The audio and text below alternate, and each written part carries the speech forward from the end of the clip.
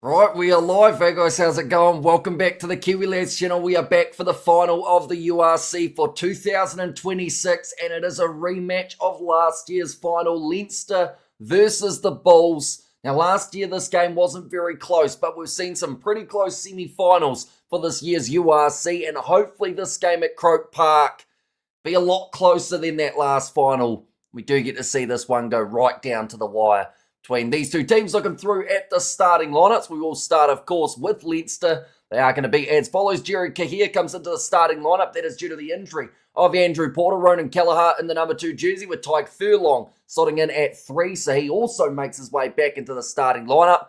That is rather than Thomas Clarkson, Joe McCarthy and James Ryan in that locking duo with Max Deegan, Josh van der Flair and Caelan Doris slotting in as the number 8. It is a strong 4-pack here for Leinster.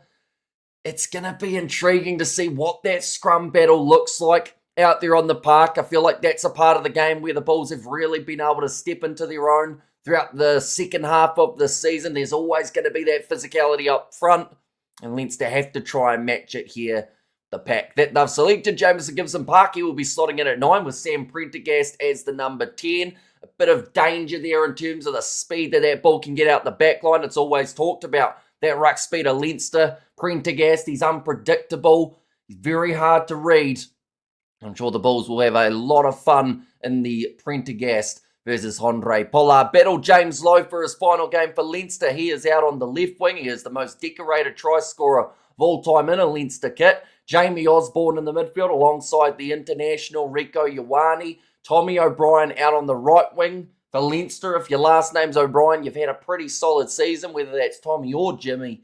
And then Hugo Keenan as the number 15 for the Bulls in their starting side. It is Harold Steenekamp, Johan Robelaar and Francois Klopper as the number 3. Ruan Vermaak and Ruan Nokia, the Ruans again linking up together in the locking duo with Marcel Kutsia, Elric Lowe and Cameron Hanekom, who after returning from injury has been just as strong as he was prior to that injury too. Imbros Papia, he's an interesting one at the moment, and I don't know whereabouts he sits in terms of Rassi's radar. Of course, we have seen that first initial squad of the South Africans announced. We will get to see a bit more of an adjusted one later on in the weekend, and perhaps Papia can find himself in that environment once again. Andre Pollard, though, he will be there for the South Africans. He is a crucial factor in the way that they play. He didn't have the best kicking accuracy in the game just last matchup up against the Glasgow Warriors. It didn't cost them in that game.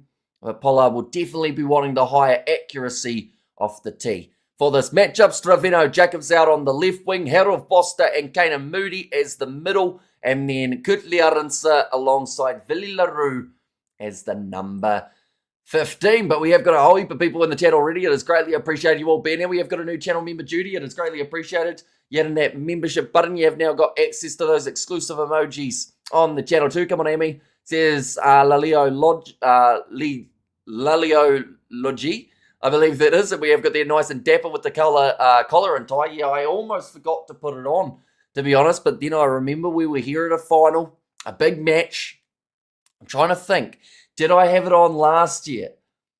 I wonder whether or not maybe I would have been better off without it for the Bulls' sake. I will mention, so far throughout the URC, we have had all different winners. We have seen Leinster win. We have seen Munster be crowned URC champions. Glasgow Warriors, the Stormers. But we've never seen it be the Bulls. They have had a lot of runner-up opportunities. They have been in multiple finals. They have been on the wrong side of many finals, but this side looked determined, and after that win, like I mentioned, up against the Glasgow Warriors, where they weren't given too much of a shot, they're certainly hoping to take it to the next level. I am sure. Are you doing very well, Big Rick? Hopefully you are the same. I'm just there to see some scrums, mate. Says Boy 10.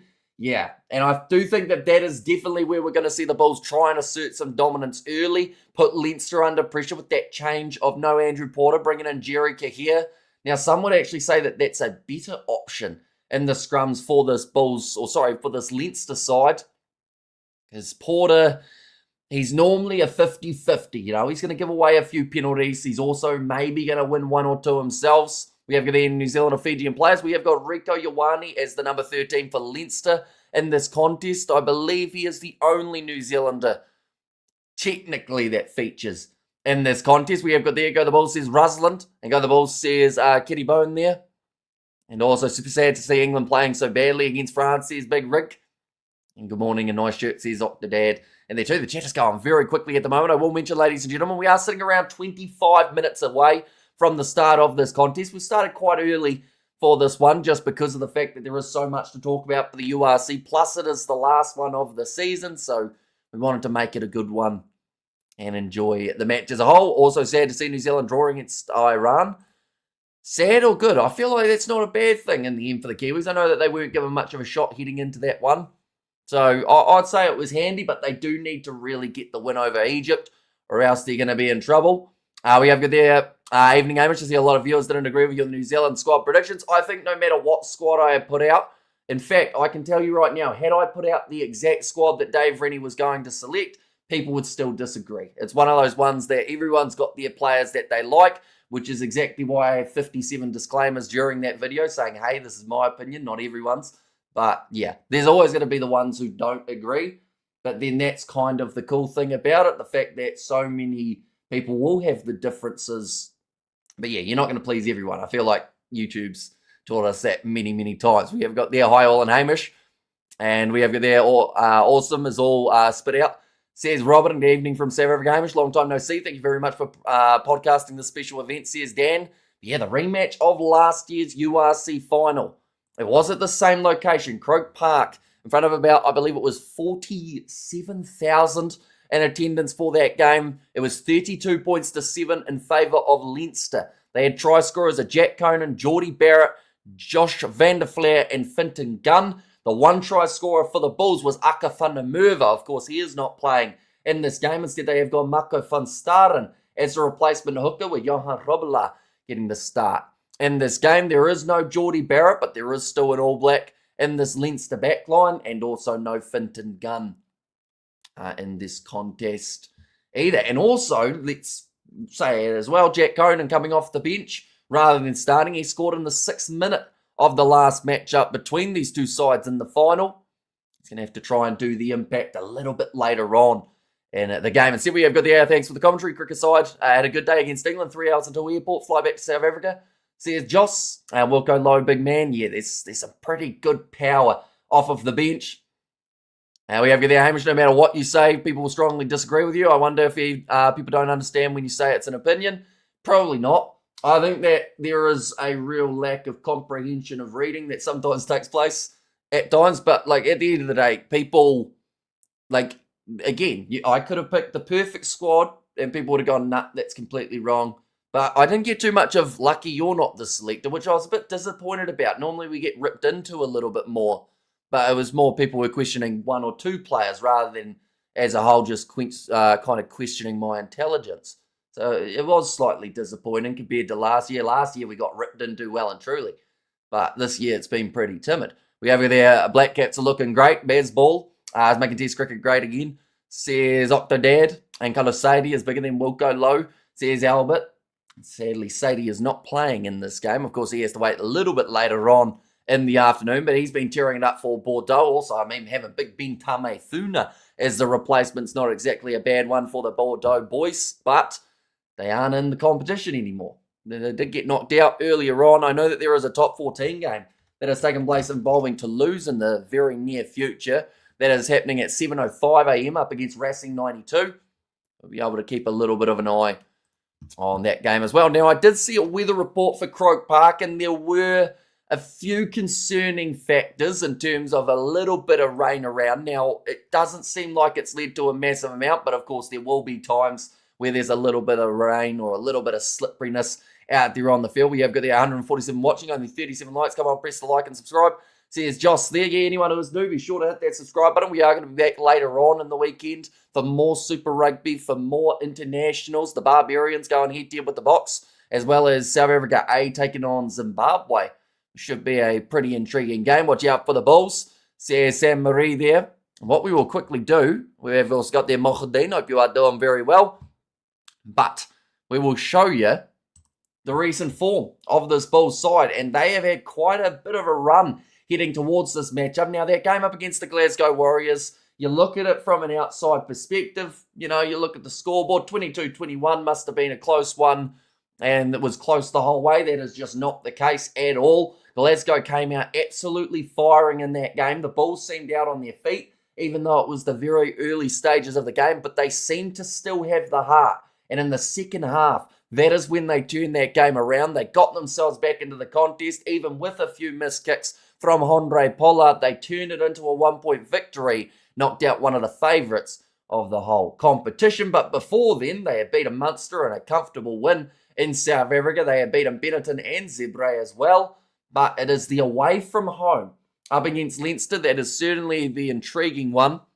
We'll look through at Leinster's form as well while we're at it. These are the same amount of games that Leinster have taken part in the same time as the Bulls have. Now, the Bulls, as you know, only had the 4 games there. Leinster have had an additional 2. There was the semi-final of the Champions Cup, in which they did win up against Toulon, 29 points to 25, and then also the final, where they were defeated by Bordeaux, 41 points to 19. Now, last year, when they got knocked out of the Champions Cup, they took their frustrations out on absolutely everyone, and they won the URC title. This year, they will be looking to do the exact same thing. But whether or not this Bulls side have a second half like they had up against Glasgow, or maybe, best case scenario is just get going early in the game at Croke Park. If they can find their rhythm and try and put that pressure on Leinster. We have seen Leinster blow leads before. We've seen them get big leads too. Going to be a good one. But they beat the Stormers 20 points to 11. That game didn't quite go the way that people expected, but in the end, Leinster were able to get control as the match wore on. So you could almost argue in this matchup, we got 2 second-half teams. So the first half, that might actually be the one that decides this game because of the fact that both sides can be so strong when it comes to being able to finish a game. We have got there... we have got Rico Ioane, world class, says Deacon, and never rains in Ireland. Says a real pie man. I love the time, Mr. Kiwi Sir. Also, I found out the drop beers are not real. Aren't they? I swear they are. I don't think they're just a myth. They're probably called something else, though. Hi, all those watching where I am. My Bulls team are playing, so I watch them with friends and family. The handsome guy on the live is Hamish from Kiwi Lads. Says Hanno there. Yeah, we are actually co-broadcasting across the 2 channels. Hanno has helped us out quite a few times throughout the year, so I am helping him out for this match as well. Go the Bulls, says CSW. I've never forgiven Ackerman for the Stormers, says Neo. Are you doing Zimbabwe game? I am hoping to. As long as it all runs smoothly. Did anyone watch the French 15 versus England 15 game? Someone said that France went much better than the English did.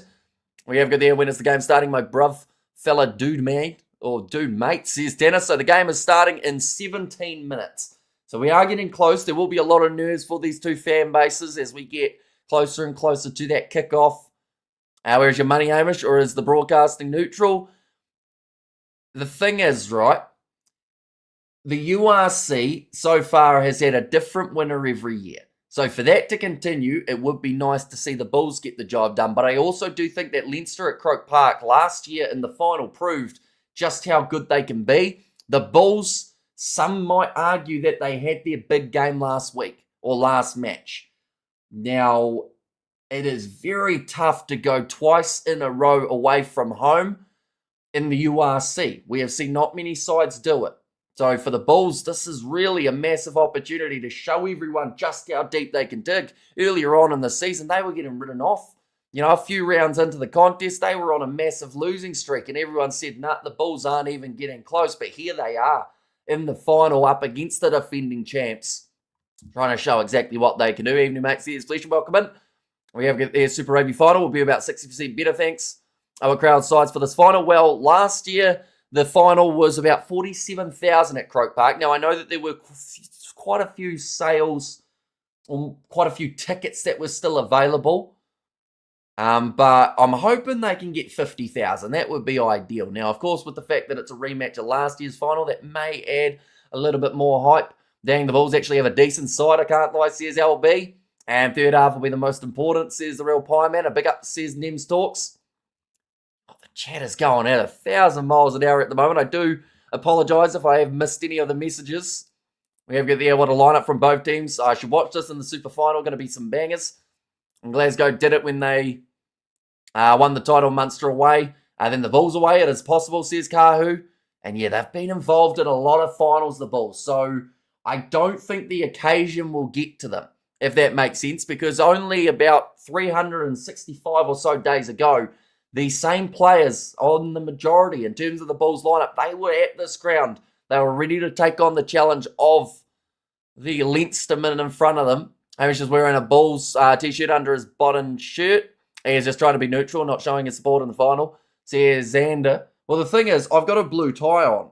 And you could argue that that is, you know, the colour of Leinster and the colour of the Bulls. So maybe there's a little bit of neutralness involved in there. But what I am going to show you, ladies and gentlemen, I spent a little bit of time going through and finding every single time that these two sides have played since the URC started. There we go. They have played a total of 8 times. Now, the most recent time was in October. That was a Bulls home game, and the Bulls were able to win it 39-31. The game prior to that was that final, 32-7 in favour of Leinster. The Bulls beating Leinster the year before, beating them in the semi-finals too. As you can see, Leinster, they have only lost once at home up against this Bulls side. That was in the semi-final back in 2022. A 1-point victory, the same margin that they were able to beat the Glasgow Warriors by in the semi-final just a couple weeks ago. We've seen a lot of close games between these two sides, split by 10 or less, but then every once in a while, and quite often, let's be honest, it is when Leinster are at home, that's when we see a one-sided affair. And we've also seen that little bit of a massive difference in the scoreline, 62-7. That game feels like it was only like last year, but it was actually back in 2023.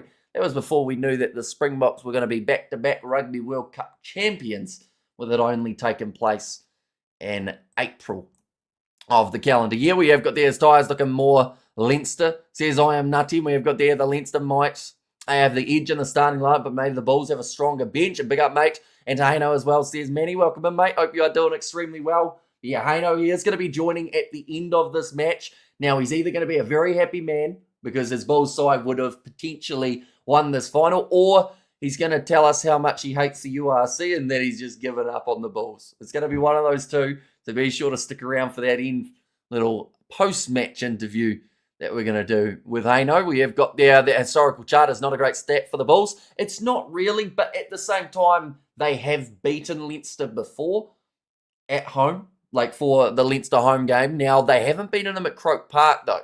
The only time that they played at Croke Park, I believe, was 32-7, I want to say. And do you think Chiefs will win? I think it's going to be a close game between them and the Hurricanes, and hopefully a bit of a back-and-forth type of matchup. We'll mention we are only around 10 minutes away from the start of this contest too, ladies and gentlemen. So anyone who is new, sure to leave a like and subscribe. It's the Super Rugby Final today, right? Yes, correct. Yep. So it is taking place in around 13 hours' time. And we're going to have a nice big build-up for that matchup as well, purely because of the fact that there's also the All Black selections coming up in the near future too. And how long till we start, says Joss? We've got about 11 minutes or so. So we're getting pretty close. The two sides won't be a mile away from making their way out onto the field. Croke Park, there was a little bit of rain forecast for earlier on. I haven't seen what's happening currently in terms of the weather. Hamish, what do you think of Stephen Gans? I think that at times he can be extremely dangerous. I think that he's one of those players who, like, when you look through at this Bulls backline, he's pretty unlucky because it's always going to be hard to break in when you've got box all over the place. Kane and Moody at 13 has been, for me, a little bit on the 50-50 side. He has some really strong starts and then slightly disappears. Hans has been a pretty solid impact player off of the bench, so can always watch top 14 semi-final if this game stinks. Says I am nutty. And also we have got the Bulls just wrecked Glasgow and Scotland. Croke Park won't be daunting at all. Yeah. Although they will also still have the memories of last year, like I said, but you can sometimes use that as your motivation. If you're this Bulls side, the players will remember what happened and what they need to do to try and fix it. They do sit undefeated against up against Leinster this year. They were able to beat them, but that was, of course, in South Africa. So there's a lot that needs to go right for both of these sides. And I think that's what makes it so nice, is the fact that it's actually almost 50-50 in terms of the odds. Now, every statistic says that it shouldn't be. but that's the beauty of this URC competition. Anyone can beat anyone on their given day. We saw the perfect example of that with Connacht, the way that they started to finish the competition with some crucial wins at the best possible time to get them. Let's hope it's not Croke Park for Leinster. See, it's been there. And last year, the Bulls had so many injuries. But this year, Cameron, Eldrick, and Pollard is their big difference. See, there's Albert. I'm just really hoping to see both teams, Chiefs and the Hurricanes. Ain't no one arguing about no more Crusaders. See, there's Tanner too. Are you doing the Barbars game? Yep, we are going to be doing that one on the channel in South Africa. In South Africa to a Leinster B team, says the real Pie Man. So what makes this Leinster's B side, out of curiosity? Because I always find that if there's injuries, you can't really, in my opinion, you can't call it a B side if players, like if a player, let's say for instance, just didn't get selected who was stronger, then like maybe. But at the same time, I think that both of these sides are stacked from start to finish, and that is what's going to make this one such a hard-hitting affair. You've got the skill in the loose forward trios. Marcel Coetzee, Eldrick Lowe, Cameron Honeycomb on one side. You've got Deegan, Josh van der Flair, and Kalen Doris on the other. I got to meet TJ Perenara. He's captain of the Barbarians tomorrow. Such a cool guy, says Kevin. And thank you for everyone here in Plettenberg, South Africa, or Plettenberg Bay, in fact it is. And you make it possible for so many here to follow international rugby. You're doing a great job, and we've got plenty more coming up this weekend. We've got the Super Rugby final. We've got the South Africa A versus Zimbabwe game, and then also the Barbars going head-to-head with the Box for their first game of the year as well. And let's just send their B team to South Africa, says the real Pie Man. Yeah, although the thing is, with the Six Nations, there's always going to be times where they have to go a little bit more experimental in terms of the lineups. But like, you know, that's the type of result that could have cost Leinster their season, but in reality didn't. I think that Glasgow, you know, they would have been disappointed with those games that they dropped away from home near the end of the season, because had they been able to get number one spot the whole way through, now, of course, no option of playing at Scotstoun, I think, also really hurt them. And big piece of trivia, Sam Prendergast's sister is Ireland's cricket vice-captain. Ola Prendergast's brother. She's playing today against New Zealand in the T20 World Cup. Oh, really? So, both siblings playing in big matches for today. Now, of course, Ireland cannot win a Cricket World Cup title just from the next few hours, but Sam could certainly put one in the trophy cabinet 2 years in a row. Would be quite the big achievement. This is literally the strongest team Leinster could field tonight. Says Jimbo, and Greens from Cape Town, says Disney Hughes.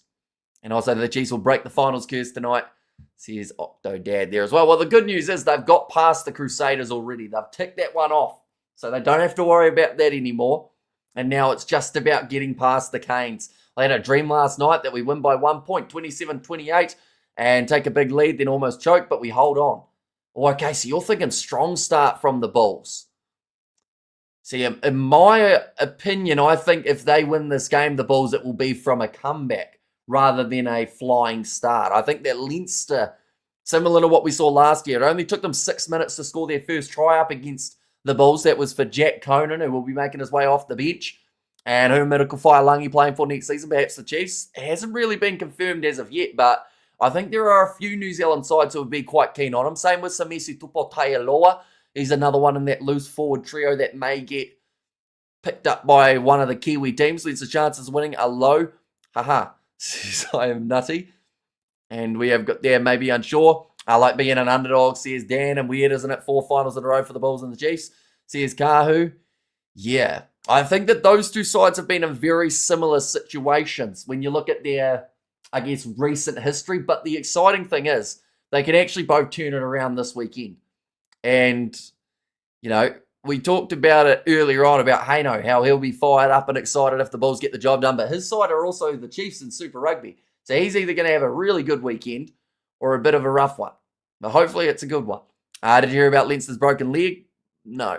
Whose broken leg we talking? You're an assassin, Hamish, picking up the nerves, says Dan there. And also they did Kahu. They had no opportunities for resting players because of their slim lead. Do you think card tonight? Yeah. Unfortunately, I think we're going to have at least one card in this contest, and I just hope that it's not one that actually determines the game, because the referees have already received a huge amount of stick throughout the regular URC season as well as the playoff games. The last thing that you want is controversy in a final. Now, don't get me wrong. If the referee has a perfect game here, there will still be complaints about the refereeing. That's just the way that the URC sadly is. But I'd like to think that if we can get to the end of this contest and both sides can almost say, you know what, it's been all right, in terms of the decisions made. Papia will score in the first 12 minutes. Oh, you're going early try for the Bulls. That's the thing. And Bros Papia off the mark has been lightning quick throughout the season. He broke his leg in the number 7. What, Josh van der Fleer? So in that case, I'd assume that they'll make a change. That would then bring Cullen into the starting lineup, but they are just showing the bracket at the moment. Oh, the Crusaders number 7. Oh, Leinster Whainanukau. Yeah, he's out for 12 weeks. So, yeah, he's going to be missing for a little while for the Kiwis. Or it's at least 12 weeks anyway. You'd think it would be a little bit longer with a broken leg, but they are just showing there the kickoff has taken place in 5 minutes, ladies and gentlemen. Andrea Piatti, 4 finals in a row. No South African has won when he was being the referee, says Hanno. And hey, Hamish, thanks for this from Cape Town, says Amri. No worries at all. But we will go through the starting lineups, ladies and gents, as they get close to starting this game. Jerry Kahir in the number 1 jersey. He comes into the starting lineup due to the injury of Andrew Porter. Ronan Kelleher at 2 and Tyke Furlong back in the side. He slots in as the number 3. Joe McCarthy alongside James Ryan in the locking duos. Max Deegan, Josh van der Fleer, and also it is Caelan Doris, the captain, slotting in as the number 8. Gibson Park and Prendergast in that 19 combination. Jamie Osborne and Rico Ioane. It's a duo that has worked quite well for Leinster at times. Osborne, a lot of people were confused when he wasn't getting starting minutes only a few weeks ago, but when he's in that starting team, can certainly bring an impact in the back 3. It is James Lowe for his final game for Leinster. Tommy O'Brien out on the other wing, and Hugo Keenan at number 15. Looking through at the starting lineup for the Bulls, they will want to be powerful and strong in the scrums up front. Gerald Stennekamp, Johan Robelaar, and also Francois Klopper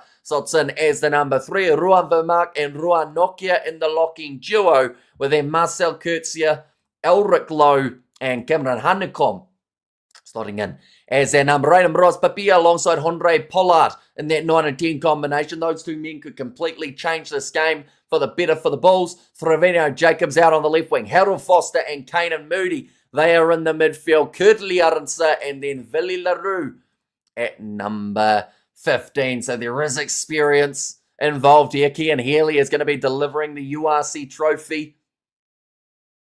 Out onto the side of the pitch, we have there the Bulls by 12. Says Jimbo. Afrikaans pronunciation is spot on. Nice one, mate. Says Manny, thank you very much. And as I said, a lot of current Irish internationals in that Leinster team should be strong. And I was like, how did he break his leg? I hope the TV didn't show the bone going through the skin. No, he broke it in that game up against the Chiefs.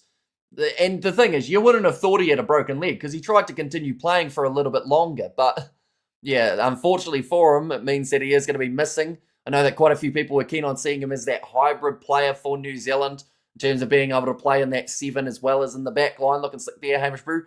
Says Neil Bester. How's the crowd? It's not full, but at the end of the day, it's 82,000 capacity, so it was never going to be for this contest. I'd say they'll probably get a good 40 to 50,000. Hopefully they do show us the attendance at some point. Just seeing there, Zach Berger will be making his way off of the bench. I think that the Bulls certainly do have 2 handy men in the 9s. Hugo Keenan, he's having a tough day at the office there. He was in the changing shed trying to get his shirt on. It just wouldn't go down. Of course, these shirts nowadays are that tight that even if you breathe a little bit too heavy, you're probably ripping your stomach straight out of it. But do let me know your score predictions for this one. Expecting 37 to 40, 37 to 40. What is your prediction, says Rhino? I think the safe guess, and that's all it's going to be, is a pure guess in this scenario. I'd say the safe guess is that Leinster are going to get the job done. But the underdog and also the URC kind of storyline of a new champion each year means that the Bulls would be the ones to get the job done. And I also do think throughout that second half up against Glasgow looked the most convincing we have seen the Bulls look for quite some time. To be honest, trophy looks like a fancy bin, says I am nutty. Well, I can tell you right now, even if it does look like a fancy bin, both of these sides would like to take that fancy bin home with them. Selma Murat deserves to play in this final, says Xander. Well, he'd have to be in one of these two sides first, would help. We have you there. We need to start teaching Amy some key Afrikaans words. I've already been taught all the swear words because I've been called every single one of them. So I've got those ones up my sleeve. But yeah, in terms of other sentences and whatnot, I don't know too many. We have you there. The Bulls going to lose 4 finals in 5 years. It's a tough one, isn't it? It's a little bit. The thing is, right, the way that it's worked out, it's actually very similar to Leinster's Champions Cup run in that regard. And awesome, great show, big fan, says Rhino. And there as well, but Andrea Piari, he will be the referee in charge of this one. Matteo Liparini is the TMO. Now, how much of a concern is it that you hear a TMO's name that you've never heard before? I assume that he's done some URC games.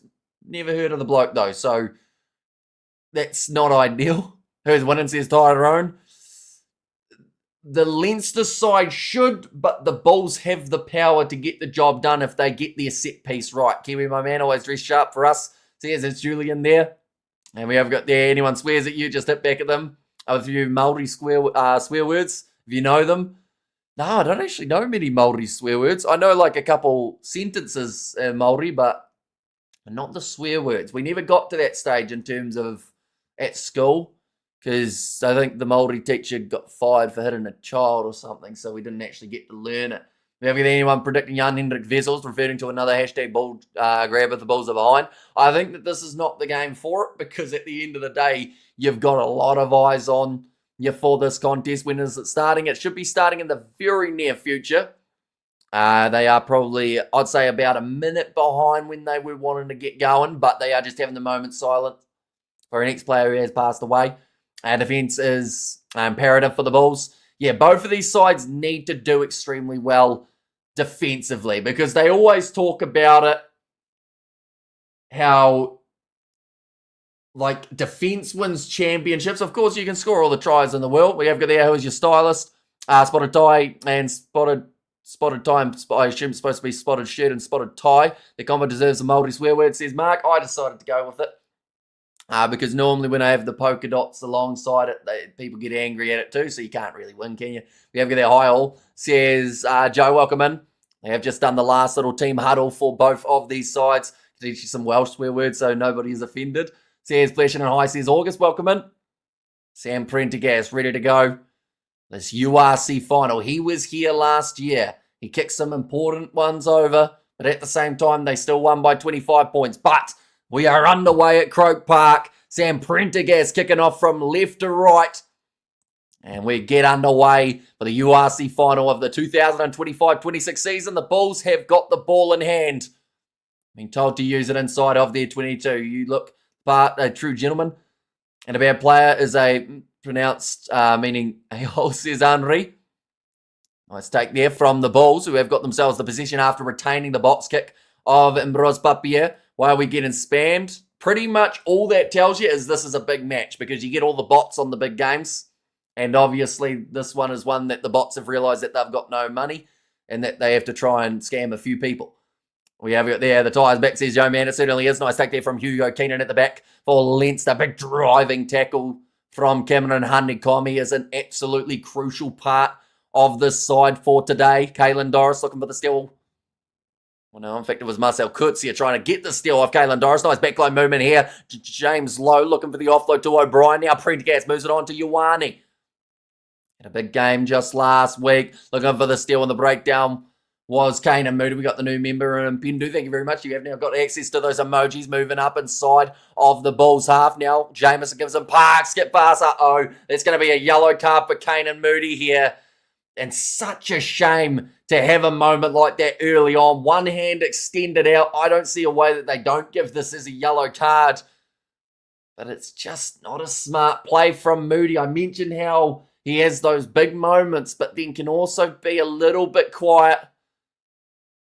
But this one was blatant from Moody at the worst possible time, and I think he knows it too. Silly boy. Says all in the game. We have you there. The Bulls playing in the classic blue kit or some odd colour. So they've gone with the white kit mainly and then the bit of blue trim. Now, the benefit that they might have is the fact that Willie LaRue is back on the 22. But he didn't actually try to catch it, Kane and Moody, which I think hurts him quite a bit. And he does receive the yellow card. So just like that, the Bulls are down to 14 in the early stages. We have there, where are your mods? Heavy spam today says, I'm nutty. I'm slowly getting through them. We have there, Billy T. James in the old days. Kiwi comedian used to talk about a fake Samoan player. I never knew much about anything, says Mark. And why don't you read my messages? If it makes you feel better, I've missed a few others, not just yours, Mohaddin. What a bunch of, and almost passed it to him. And Moody, what are you doing? Says Hanno. Putting a sign under pressure, that's what he's doing. And now Leinster have got the attacking chance. Stupid yellow card to give away, yeah. And the worst thing is, like they said, he was almost there, Moody, that had he actually put his other hand up as well, he probably would have caught it. And he would have had a decent chance. Give me more power. That is not a good idea. Moody stole the ball there, ref did nothing, and now Moody made a mistake. Already under big pressure. Yellow card says Ben, nicely retained by Leinster at the line. Now here comes James Lowe, short ball to Jamie Osborne. 10 metres out from the line. Marcel Kurtzia wasn't quite able to get the steal. Caelan Doris pots it back. Prendergast moves it on now, close to the line for Max Deegan. But the ball's under pressure right from the get-go. Gibson Park passes away to the left-hand side. Going to keep this precision going early. Leinster offload from Ioane to McCarthy. They lose about 5 metres, Leinster. Moody is like Caleb Clark, average at club level. But a beast at test level, says Peanut. Oh, Gibson Park. Cross to the right again. We are currently 2.5 minutes through in this contest. Why all the spamming? It is because it's a big game. So pretty much what happens is the spammers normally go on holiday for the rest of the year, but as soon as you get into international and like big matches, they all of a sudden come back. But yeah, just don't like type in what they've got and you'll be completely fine. Ronan Kelleher, big driving tackle there from the Bulls defence. Ruan Nokia told to leave that one alone by Piari. Going away to the left-hand side. They're not really moving forward at the moment, Leinster. They're being strategic in the way that they are attacking, not going for anything too risky here. How's Hamish says, Terence, welcome in. Now Gibson Park back across to Caelan Doris. They're still in a good position on the field. Now, Kelleher thought about popping it in behind, and it might get the Bulls stolen. Is he on his feet? Yes, he is. And the Bulls managed to get themselves the penalty. It was Cameron Honeycomb. Does it very nicely. Have you ever thought about applying for a commentating job? Not really, no. Because I always say about the thing that makes these fun to do is the fact that we've got the interaction in the chat, whereas just doing the commentary purely as commentary, you don't get that. And oh, yes, says Hanno. And also not taking advantage of the extra man. Hey, damn right, Clark, okay, and super. As a form centre at international level. And nice one, Honeycomb, says the great. Yeah, massive steal. Oops. 1 second, we go like that. We'll go like that as well. Now, line out throw here for Johan Robillard, but they will be very frustrated with what's happened there, and they'll be more frustrated with this. Caelan Doris injured. Looks like some sort of ankle injury. And Sarah says, you're a legend, mate. Nobody does what you do. Says Terence there. Yeah, 4 minutes in to lose your captain at this stage of the contest would be a massive blow for Leinster. They're really kind of busting his toes up at the moment. Trying to get the footwork in again. It seems like... Okay, Doris has just been told there by Piatti that you can hop off the field and we'll continue with the game. So that would then mean that Leinster for now will be defending with only the 14 men. He's got a bad limp at the moment, Doris. He does not look happy one bit. ABS commentary around always said that, says Kevin. And while the Bulls have a yellow card already, they did a deliberate knockdown from Kane Moody. Reached out and just, almost could have caught it had he stuck his second hand up, I think was the worst thing about it. Pretoria going to be a plant. Oh, nice take there. And the line out right. Doris is back on his feet. He's still limping along the way. But you'd hope that he can recover, or else they will have to make that early change of Conan going onto the field. Bit of a rolling maul here for the Bulls. Breaking off the back, Johan Robillard. Sitting about 45 metres from the line here. I think you're spot on there, Hamish. I like the interaction aspect while doing some commentary on YouTube. I did some work for Hanno with the last Rugby World Cup and enjoyed it. You're killing it. Says Manny. But yeah, there's something so different about the fact that, like, live you can talk to people from all around the world as well. All that ball slapped back. Johan Robillard trying to jump onto it, but Hugo Keenan had it for a second. He knocks the ball on. and we might almost get to see the first scrum of this game, although actually, no, the Bulls managed to take that ball back cleanly, so now they get to try out their backline. Harold Foster wrestled down. Doris is still a one-footed player at this stage. He tried to get into the breakdown, tested it out. The advantage is over from Piatti. That was a very quick one. Leinster picked the ball up. That's a little bit controversial. Right from the get-go, O'Brien will score the try. Knock-on advantage disappeared in an instant. I'd love to hear where the advantage was called here. The tie wearing, you will surely get you a commentary job, Hamish, says Henry, but it is the first try for O'Brien. Right, so we see it here. Drop ball from from the Bulls. That's when I thought maybe they would have gone advantage over. Because they lost meters, the Bulls, in that scenario. But Leinster, I mean, they will take it well and truly. Tommy O'Brien, I mentioned before the game, how if your last name's O'Brien, you're scoring tries for fun this season. And he's done it again here.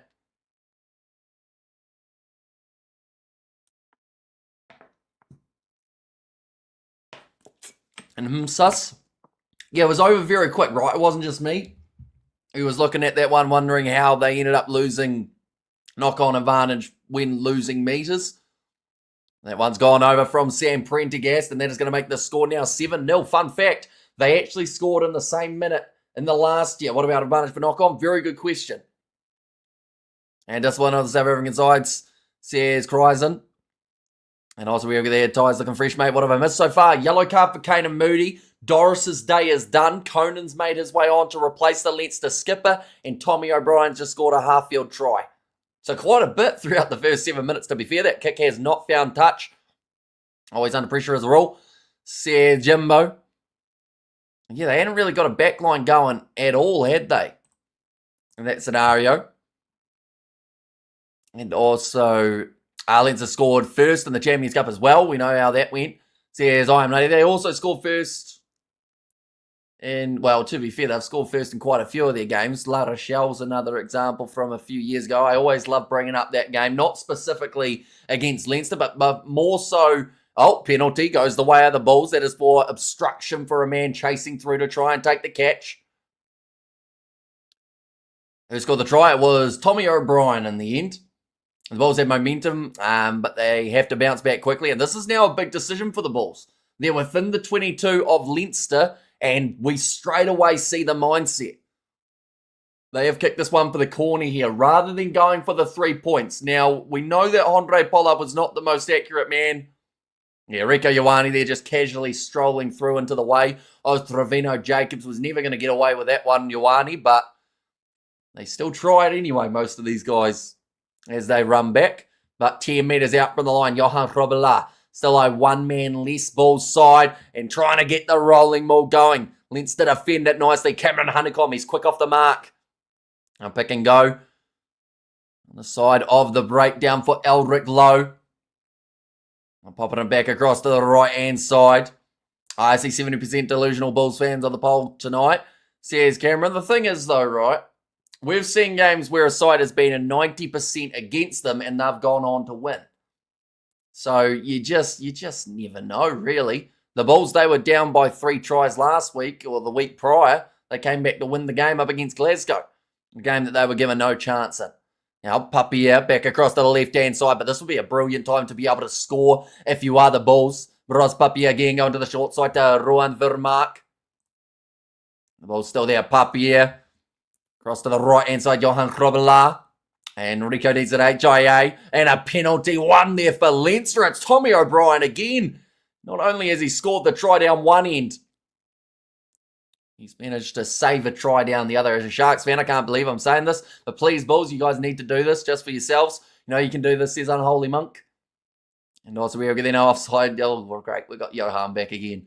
We're over there. Honeycomb will be man of the match. 12-point Bulls win, says Jimbo. What do you think of the Bulls flying back to South Africa and then back to Europe for one game?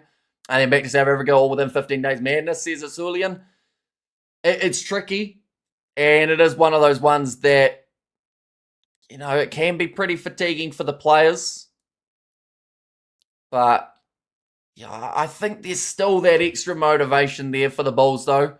And if anything, it just gets them in that mindset of, right, our back's up against the wall. We've got to go out. We've got to do something big here. Nice take there from Joe McCarthy in the line out, 40 metres out from the line. Sam Prendergast going back across. Now Josh Van der Flair can't quite get his offload away. Gibson Park moves it on to the left-hand side. Ioane trying to find a gap that just pretty much disappeared as soon as he tried to run it. Now another short ball. Van der Flair. But the early news of the fact that Doris has gone off the field with the injury. Nice sell of the dummy from Osborne as he's tackled on the halfway line. Numbers here on the left-hand side for Leinster. Almost looked like a full pass. Now O'Brien flicks it on the inside to Deegan. Two-man tackle on him. Gibson Park back across to the left-hand side. And there's the knock-on from Kelleher. And now we'll get to see the first scrum of the day. This is somewhere that the Bulls feel like they have got the advantage. And we're about to see if they do. The Bulls can get a spanking here. Leinster seem to be angry and hungry, says Barry. Also, ruins the game. Yellow card for an attempted intercept. Seems with a flat defence. Is on a lot more, says Travelling Jack. Well, the worst part of it, again, is the fact that had Moody reached out with two hands rather than one, he probably would have actually been able to reach it. Yeah, so, it's cost his side a try, you could argue, but he's got about 20 seconds remaining. Uh-oh. Conan's got to cut down the cheek here. He's the replacement for Caelan Doris. They may need a replacement for the replacement here. Leinster might run out of players to make their way off the bench. We have there underestimated Leinster. What the Bulls have, I would highly doubt it. It's very hard to underestimate a side that you faced 365 days ago at this location and lost by 25. They will be well and truly respecting this Leinster team. But I think that this is where their scrum, if they can get a really good solid scrum going here, win an early penalty advantage, it's going to even this game right out. Who scored? Tommy O'Brien was the man who got it. Did you watch some top 14? Not really. Not really, unfortunately. I don't get a massive amount of opportunity to, just because they changed how to watch it here in New Zealand. It used to be on Sky, but now you have to buy a separate subscription again. And good job, mate. Really enjoying commentary. Bulls to win by 7. 7's possible.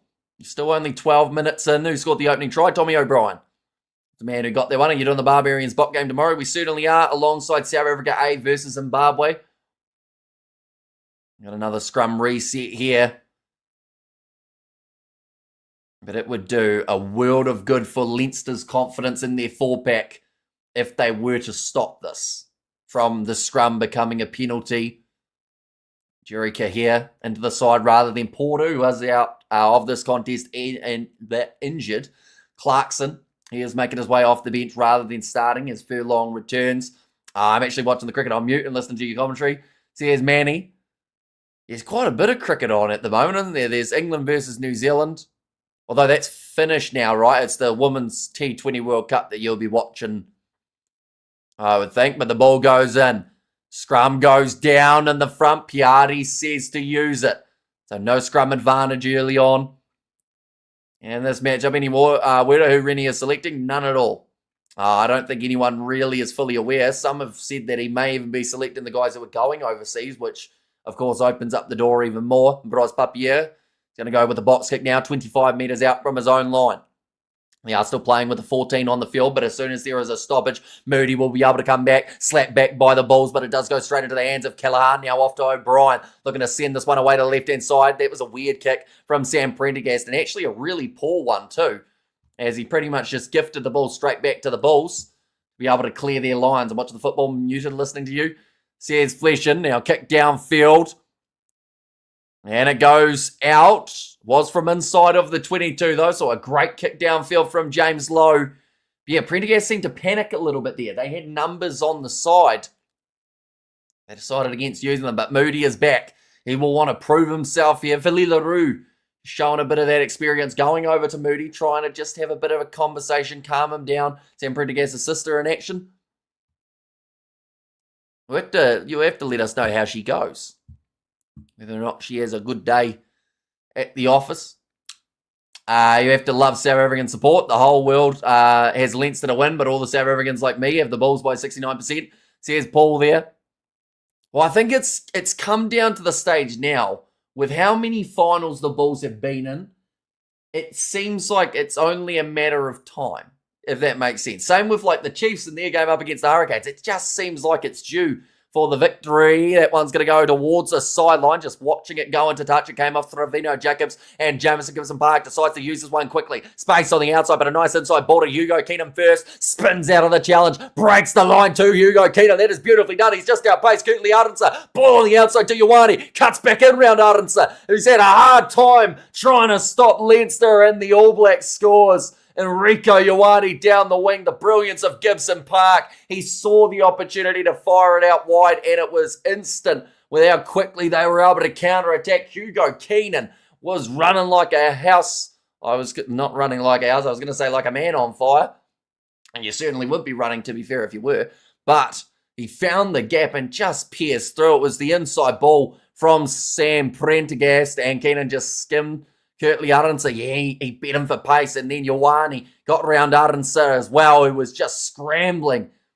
Unfortunately, missed a couple tackles in a row and didn't end up hurting them. Great try, says Dan, and Leinster constructively collapsing the scrum. Expect them to do that all night, says Paul. Absolutely rubbish from the Bulls. Kick chase era. Repeat, unimaginable nonsense. And fantastic try, says Cameron there, but the score now sits 12-0 in favour of Leinster. Just like last year, pathetic, says Hanno. All I'm going to say, though, is you gave up on them in the Glasgow game, and they came back and won the whole thing. So it's still early. Rugby's an 80-minute game. I'm sure it's a stressful time, though.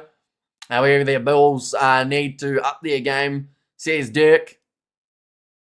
Hugo Keenan with that ball on the outside to Ioane, who just had to try and stay in the field of play, which he was able to do, and also just slid over. I think that's due to a little bit of moisture from earlier on in the day. Keenan still got it. He absolutely does. He was very handy off the mark there. Now, this one is done. This one is not done at all. Last week, or the week prior, we saw the Glasgow Warriors. They were leading, 21-0 up against the Bulls, or 21-3, I think the scoreline was. And they came back and won. So it's not over yet. We have got Rico got revenge on Kirtley, says Peanut. Any cards yet? Yeah, we saw Keenan Moody got one earlier on for a deliberate knockdown. No, I say earlier on. We're only 17 minutes in. It was actually in the first minute of the game. Joe McCarthy gets the steal and the breakdown for Leinster. Josh van der Flair is going to be held up briefly by Elric Lowe, but they make a few post-contact meters in there as well. Now back across to the left-hand side. Prendergast looping around the outside. This is dangerous. Ardenser caught off the wing again. Hugo Keenan sells the dummy. He should have gone to Lowe earlier, but he saves it a bit longer. Close to the sideline, looking for the offload. It's come off LaRue, and it's in touch on the far side. I think that Keenan may have blown that try there. It was the chance to try and get something going, and he just needed to do the draw and pass, but he waited half a second too long. And that then stopped the opportunity of getting one more.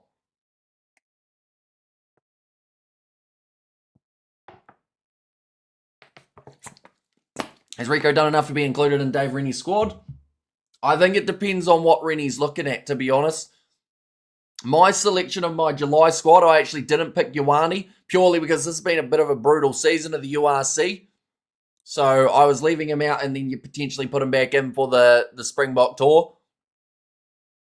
They've ruled it as off James Lowe there, but another break. Sorry, I'm really late to the party. Has it been a good match so far? It's been fast-paced. 18 minutes through this contest, but it just seems like it's starting to open up a little bit more here. Leinster have started to find their rhythm in terms of their back line. Oh, ball almost stolen there at line out. And Bros Papier put under pressure at every turn here at the moment, the Bulls. You guys stuff it up big time. Northern Hemisphere Rugby skill. I mean, I don't think you can say Northern Hemisphere Rugby skill for that one, because he's just scored or helped set up a try like 2 minutes earlier. But it was just the delay. He thought about going on the outside, but I think he was worried that Villy LaRue was going to have an opportunity in interception. Another line break there for Hugo Keenan, breaking through 2 tackles. Now moving away to the left-hand side. Leinster on fire in the early stages of this game at Croke Park, but the turnover there for the Bulls. And Bros Papier offloads to Honeycomb. Now moving it on. Klopper goes to, it was a nice bit of handling, because it almost was dropped by Coetzee. A massive space in behind here for the Bulls. It becomes a foot race, and that is brilliantly done by Sam Prendergast. Put his body on the line for his side, And that saved what could have been a certain try for the Bulls down the other end. That is the type of moment there. They talk about Prendergast's pace sometimes, but that was probably the most pace we've seen him show in a long time. One's going to be put into touch. We have got there as well. Well, this is painful, says for the love of YouTube. Yeah, Grobbelaar initially getting the crucial steal who scored a try. So far, we've seen Tommy O'Brien and Rieko Ioane. So two Leinster backs. That's Sravino Jacobs. Smart kick in behind. And we just see it there. I don't think Moody tried to chase that one at full speed, which is quite an interesting one, because he's like, in regards of speed for speed, you'd back him in a foot race over Sravino Jacobs every day of the week. But yeah, I don't know. He seemed like he was almost hoping that Sravino would get there first and then just get the little pop pass up maybe. We have there, Leinster cheating refs' fault. The usual comment says Derek. And Moody would have scored, says Jimbo. And Ioane hit that ruck like a champ too, says Studs Race. Currently, we are already a quarter of the way through this contest. Looks like Ronan Kelleher's just getting a little bit of a tension on his neck at the moment. We'll, of course, be hoping to avoid another injury this early on in the contest. We have there, Leinster love to cheat, but it doesn't help them in World Cups for Ireland. Go to the box, says Justin. Says Justice. And we have got there, Leinster are evil, says Cool Story. And Kiwi, who's winning the Super Rugby final, don't hold back. I think that the Canes will be hard to beat, but I also do think that the Chiefs are due for it, because they've had so many close calls throughout the last little while. That one's going to be slapped away and stolen at line-out time by Leinster. James Ryan goes across to Josh van der Flair, and now kick downfield from Prendergast. Again, doesn't quite get the kick that he would have been after. Sravino Jacobs runs it back to the halfway line. Has to bump off one, but Conan hangs on to the ankle. Sitting around the halfway line. 12 points down is no unfamiliar feat here for the Bulls. We saw in their game up against Glasgow, like I said, they were down by 18. Low goes up for it, bounces awkwardly sideways and into touch. The Bulls will have themselves the line out from just inside of Leinster's half. We have got there, who got the tries for Leinster, Tommy O'Brien and also Rieko Ioane as the two try scorers. But Nokia did have that ball initially in the line-out, but then it was taken away by this Leinster side. And Moody doing his best to throw a Springbok call up away, says Paul. And calm down the Bulls, says Daniel. They just need to bring back a little bit of structure here. Oh, and their line-out stolen again, though, does not help one bit. Grobbelaar having that one go right over the top. And I think the first half says dime till death. Yeah, second 40 is actually when the Bulls have been more dangerous. Line break here for Conan. Can't leg up. Now tries the offload. Gibson Park kicks it in behind. He will be in a foot race with Billy LaRue, who cleans it up, takes it back, and it will be a 5-metre scrum here for Leinster.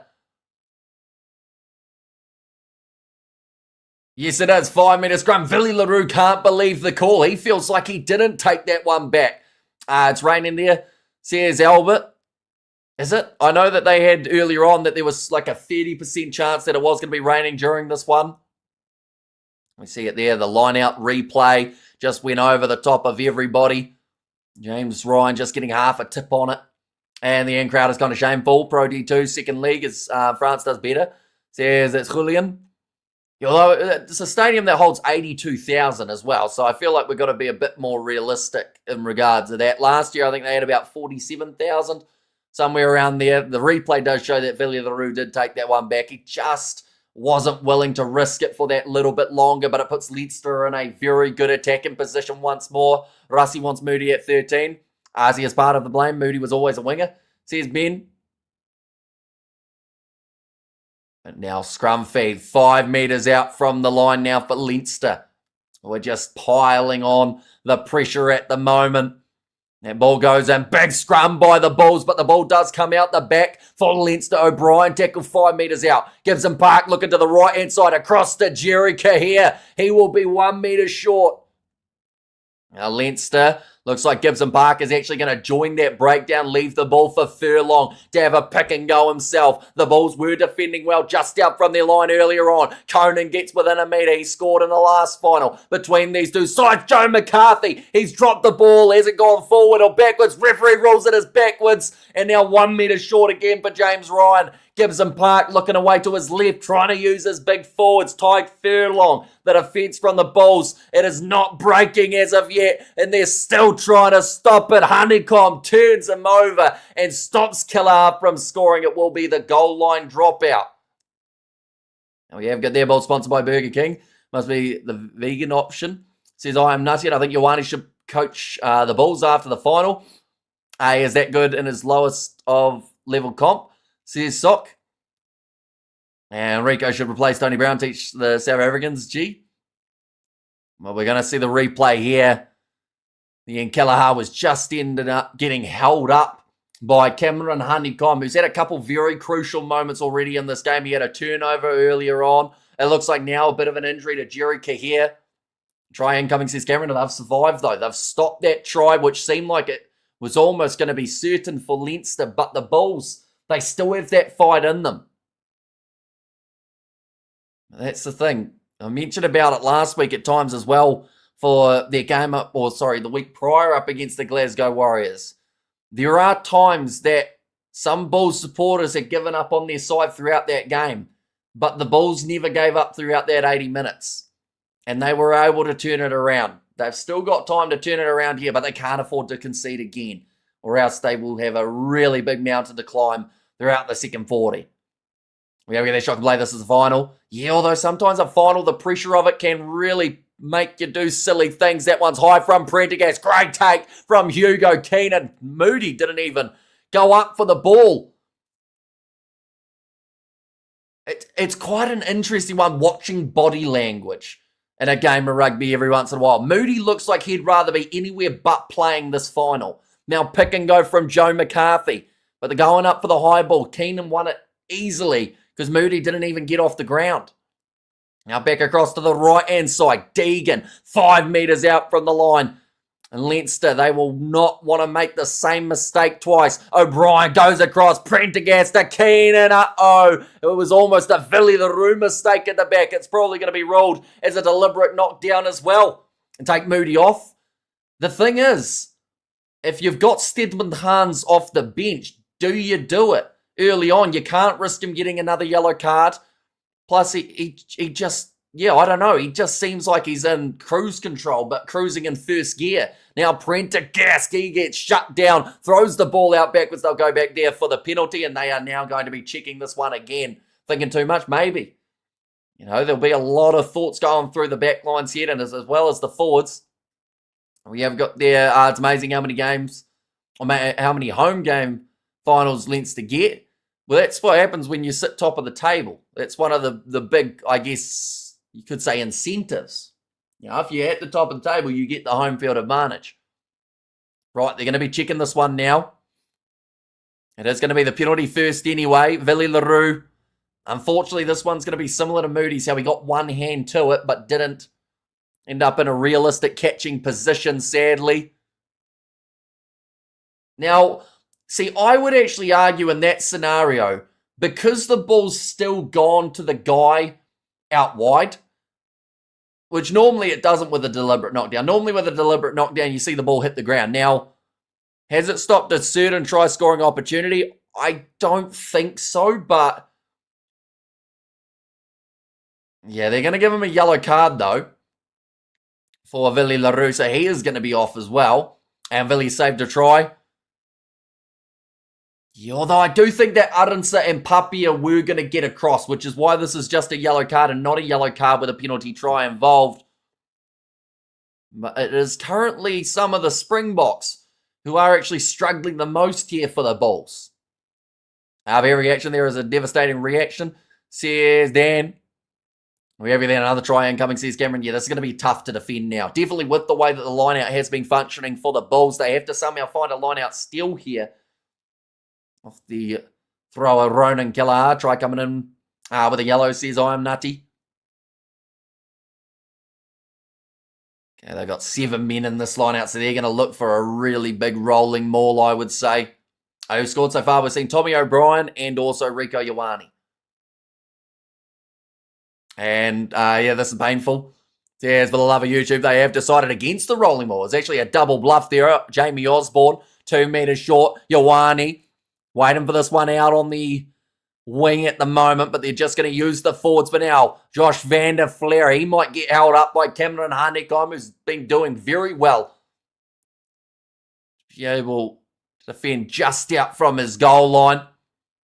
And now, ball is still there, phase after phase. This is going to be wearing on the gas tank of the Bulls, who are in desperation mode, but they can't stop the next wave of momentum. And it's Jack Conan in back-to-back finals has got himself the try. And I like for the Bulls runaway competition boring.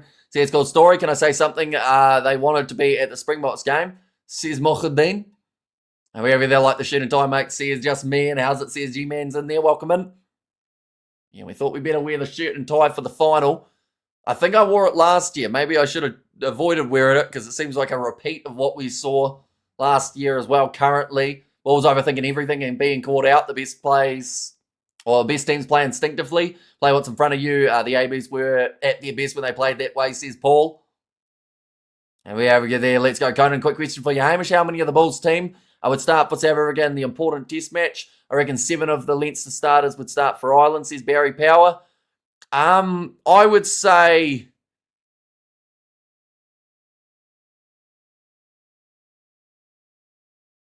I'd say 5 would probably start in the box from the starting lineup for the Bulls. Somewhere around there. Maybe you could argue 6. Philly Larue is off the field for a bit longer. The score now 19 points to 0. Why my screen is not showing any pictures, says Mapindu. I assume that's because you got the channel membership, right? So the membership is not for the coverage. It is just for the channel. So if you want to refund that, I don't mind one bit. But yeah, that gives you access to the emojis and the exclusive stuff on the channel rather than the actual broadcast showing, mainly because that would be illegal and I would get sued. Now Sam Prendergast going for the kick in behind, looking for the 50-22. This one does go out, and Leinster now get the line out again. Prendergast charging over to think about going quickly, and Toulouse versus Racing has started. Absolutely bad from the Bulls, says Kryzen. Hamish Tyres curse for the Bulls. Get the hoodie, Hamish, says Joe Man. Prendergast, he just had all the space in the world to be able to work with. It's probably good that ball went out too, because I think Ioane was winning that foot race. But Sam Prendergast is having a game and a half at the moment, ladies and gentlemen. He's stepping up well and truly. And it all goes down to also that moment that he had defending. You know, when that was an open breakaway for the Bulls and somehow managed to get there. Oh, okay. They're just getting told to change the positioning of the line out. Great kick. Was that 3-on-1? Yeah. Yeah, there were a few guys there. I think that Ioane could have won the foot race. And probably even Prendergast too. Now James Lowe short ball to Jamie Osborne. Looking for the steal there was Johan Robala, but there's a knock on. I think it may have actually come off the knee of Gibson Park, but it will still be the scrum feed for the Bulls. Prendergast is a bit of a demon with the 50-22. And we over there 57-0 incoming, says Galoff. And it was really depressing for South African fans. Yeah, although I'm still not writing the Bulls completely off here, purely because of what happened in their last game. I know that a lot of people are starting to, but you just never know. At the end of the day, there is still a chance that if they can score a try before halftime, keep Leinster from scoring again.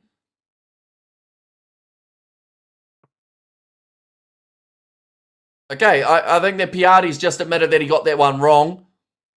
He did apologise to Leinster, saying that because, yeah, Gibson Park said it just came off his knee. Referee said, just like you guys, I can get it wrong. So it will still be the Bulls' ball, which is quite good because he easily could have gone, okay, no, we've looked at it and we can reverse it back to your penalty or your scrum. But no, it's going to stay on the side of the Bulls.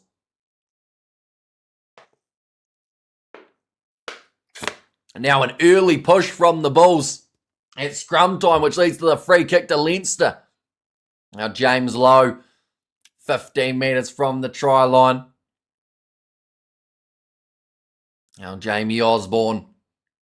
And South African fans always blame the ref. Oh, another penalty. This one could be an easy 3 points straight out in front.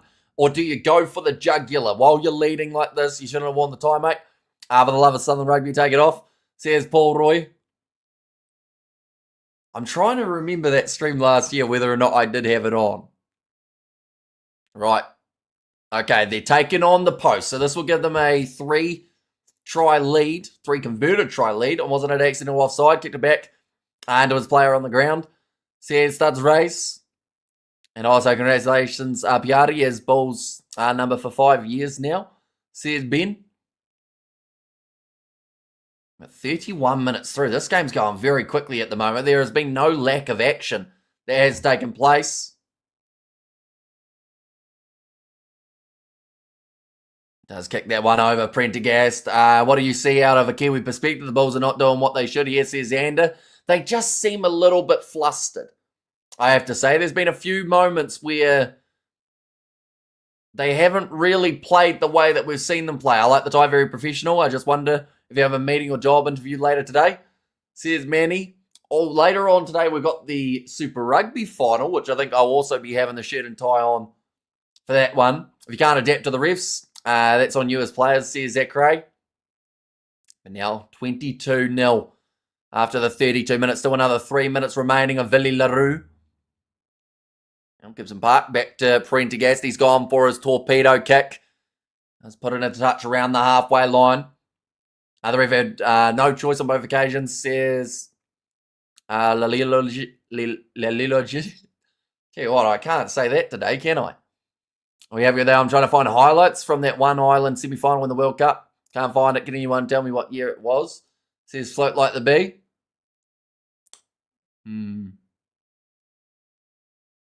It's many things I could say, but I will not. We have their Bulls played out of their skin in the semi-final, getting outgunned here. Says Starts Race. Well, they played out of their skin second half. First half, they were bang average up against the Glasgow Warriors. But then the second 40 is when they found their rhythm. Which, again, is another reason why I don't think we can completely discredit them out of this game as of yet. That one not straight from Johan Robela, though. That does hurt. And when your line-out's under pressure, of course, you just want to find a way of winning it. There we go there, Racing versus Toulouse. Looks more interesting at this point. Says, I am nutty in those polls. These polls of Southern Hemisphere pundits pages are wild. They're all smoking crack. Says Zip. How's Rico doing? He's had a very solid game so far. Scored the try earlier on. Looks like a few raindrops just now falling. Just 6.5 minutes remaining of this first half. If they can score again here, Leinster, be absolutely huge for them. Gibson Park passes across to Osborne, Deegan. And it's quite interesting, though, because comparing it to Glasgow Warriors' game, Glasgow Warriors did very much so just shifting it out the back line. They weren't able to make a huge amount of meters with their forwards, whereas Leinster are at the moment. Oh, that's a knock-on from Jamie Osborne and then knocked on by the Bulls, so should be their scrum. Yes, it is. We have got those rugby fans say hemisphere more than geography class. And also we have got there, Hamish, what can you tell me to make me feel better? They had a better second half last game, the Bulls. So again, it's not over. And we have got there, just in case someone out there has never watched these teams before, this is not over. Leinster know how to choke and the Bulls can definitely turn the engines on in the second half, says Justin. And if it starts raining, it will make the Bulls come back more than twice as hard, says Paul. 30 seconds remaining of Willie LaRue's period off the field. We have seen a try scored. In fact, every time that they have been down a man, they have conceded at this point in time, the Bulls. Ireland playing a World Cup semi-final in Gaelic football. Says I'm till death. I think Amish says Dan.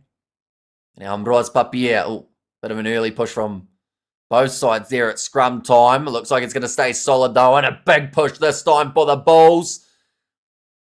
Going nowhere is the call there at scrum time. I don't necessarily think that's correct, but a big run down the wing from Stravino Jacobs as Gibson Park tries to wrestle him into touch. Loose bouncing ball picked up by Nokia. Pollard going back across to the right-hand side. Now another advantage that is going to be for off feet there from Leinster in the breakdown. Papier going off to Stennekamp. And the Bulls know how to choke as well. 3 finals, 3 losses. Says Cameron, and they will go back for the penalty now. And come on, the Bulls bring it to the Cape. And guys, there's non-defending. Well, there's no defending this Bulls team. They didn't show up. Says Kryzen. Right, what do you do here if you're the Bulls? I think once again they will look towards the corner, and that is what Pollard will be doing. Use the ball while Leinster scrum goes back all the way. Says Ben. Yeah, that one was quite an interesting call because, yeah, he said it wasn't going anywhere, but it was quite quickly. We have you there, fans calling for the coach and ref to be replaced, says Xander. It's looking pretty dark and dingy in the background, though, I have to say. So it could actually bucket down in the second half. Now the Bulls, they have got their first attack and chance inside of the opposition 22 for quite some time.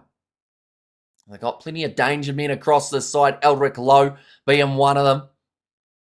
Going to get those meters going for Kanan Moody. Low tackle knock on from Moody as well. His head is anywhere but this game, ladies and gents, and it is costing his side. They need to get Stedman Khans out there. I think that sometimes you just have to admit that a player's having an off day.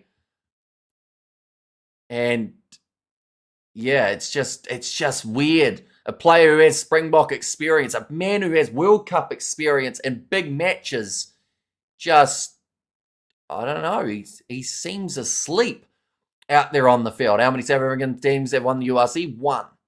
At this point in time, it was the inaugural season. The Stormers were able to beat the Bulls in that final. And we have got there as a URC so uncompetitive compared to the top 14. Not really, no. I'd say that the semi-finals were probably a good example of the competitiveness, as well as some of those scores across the top 8. Like, of course, there's always going to be the occasional one-sided game that happens in the top 14 as well. But that's the kind of the beauty of rugby. Sometimes the side just does better. I think we need to replace a rugby ball with an alarm, so no more complaints about the ref. The ball zaps you and blasts an alarm if you infringe. Off day, I call it offside. Yeah, he still dropped the ball, didn't he? Whether a player was offside or not, he still put it down. Kanan Moody, and not his first mistake in this contest, unfortunately. He made multiple. Watch Bulls players having a shocker. Sorry, came in late. Kanan Moody has had one of the worst games I've seen him play. And we're only 37 minutes in. And true, UBB lost 50-0 in a final. Yeah. Yeah, so it can happen. We have the offside. You call it off day. Get real, says Johan. Well, he still dropped the ball, though. Like, that's the point we're getting across. I know that you hate referees, Johan, and you complain about them every single game and every single decision, actually, as well. But you've said that you don't want to become a referee. So, like, maybe just leave it to the professionals in this scenario. But, yeah, Moody, a man who normally is able to catch a ball for fun, hasn't been able to today. The event system is going. It's been found out. It looks like the Bulls have no offside centre.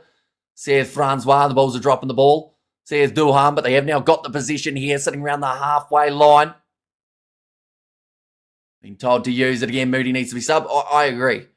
I think that at this stage, you just have to accept the fact that, again, he's not having his best day. And Stedman Khans. But then the biggest problem they've got is they've only got one back replacement. So they've actually kind of shot themselves in the foot by going with the 6-2 split. The ball back onto the side of Furlong, who somehow ended up with it after the aerial challenge. Now told to use it here. Jameson gives him Park. No way back for the Bulls from here. And maybe Moody should go to the left wing. Says Asanda. Oh, nice take from Roanoke. Yeah, it's an injury to his ankle and his knee. Hopefully he's going to be all right. He is one of those players who will be a key for the Box throughout this season. It looks like maybe actually Tommy O'Brien has picked up the injury at the same time here. And Dan Shen is going to run right when he comes on. Says Dean and Lions of the Sharks made the final but never won them.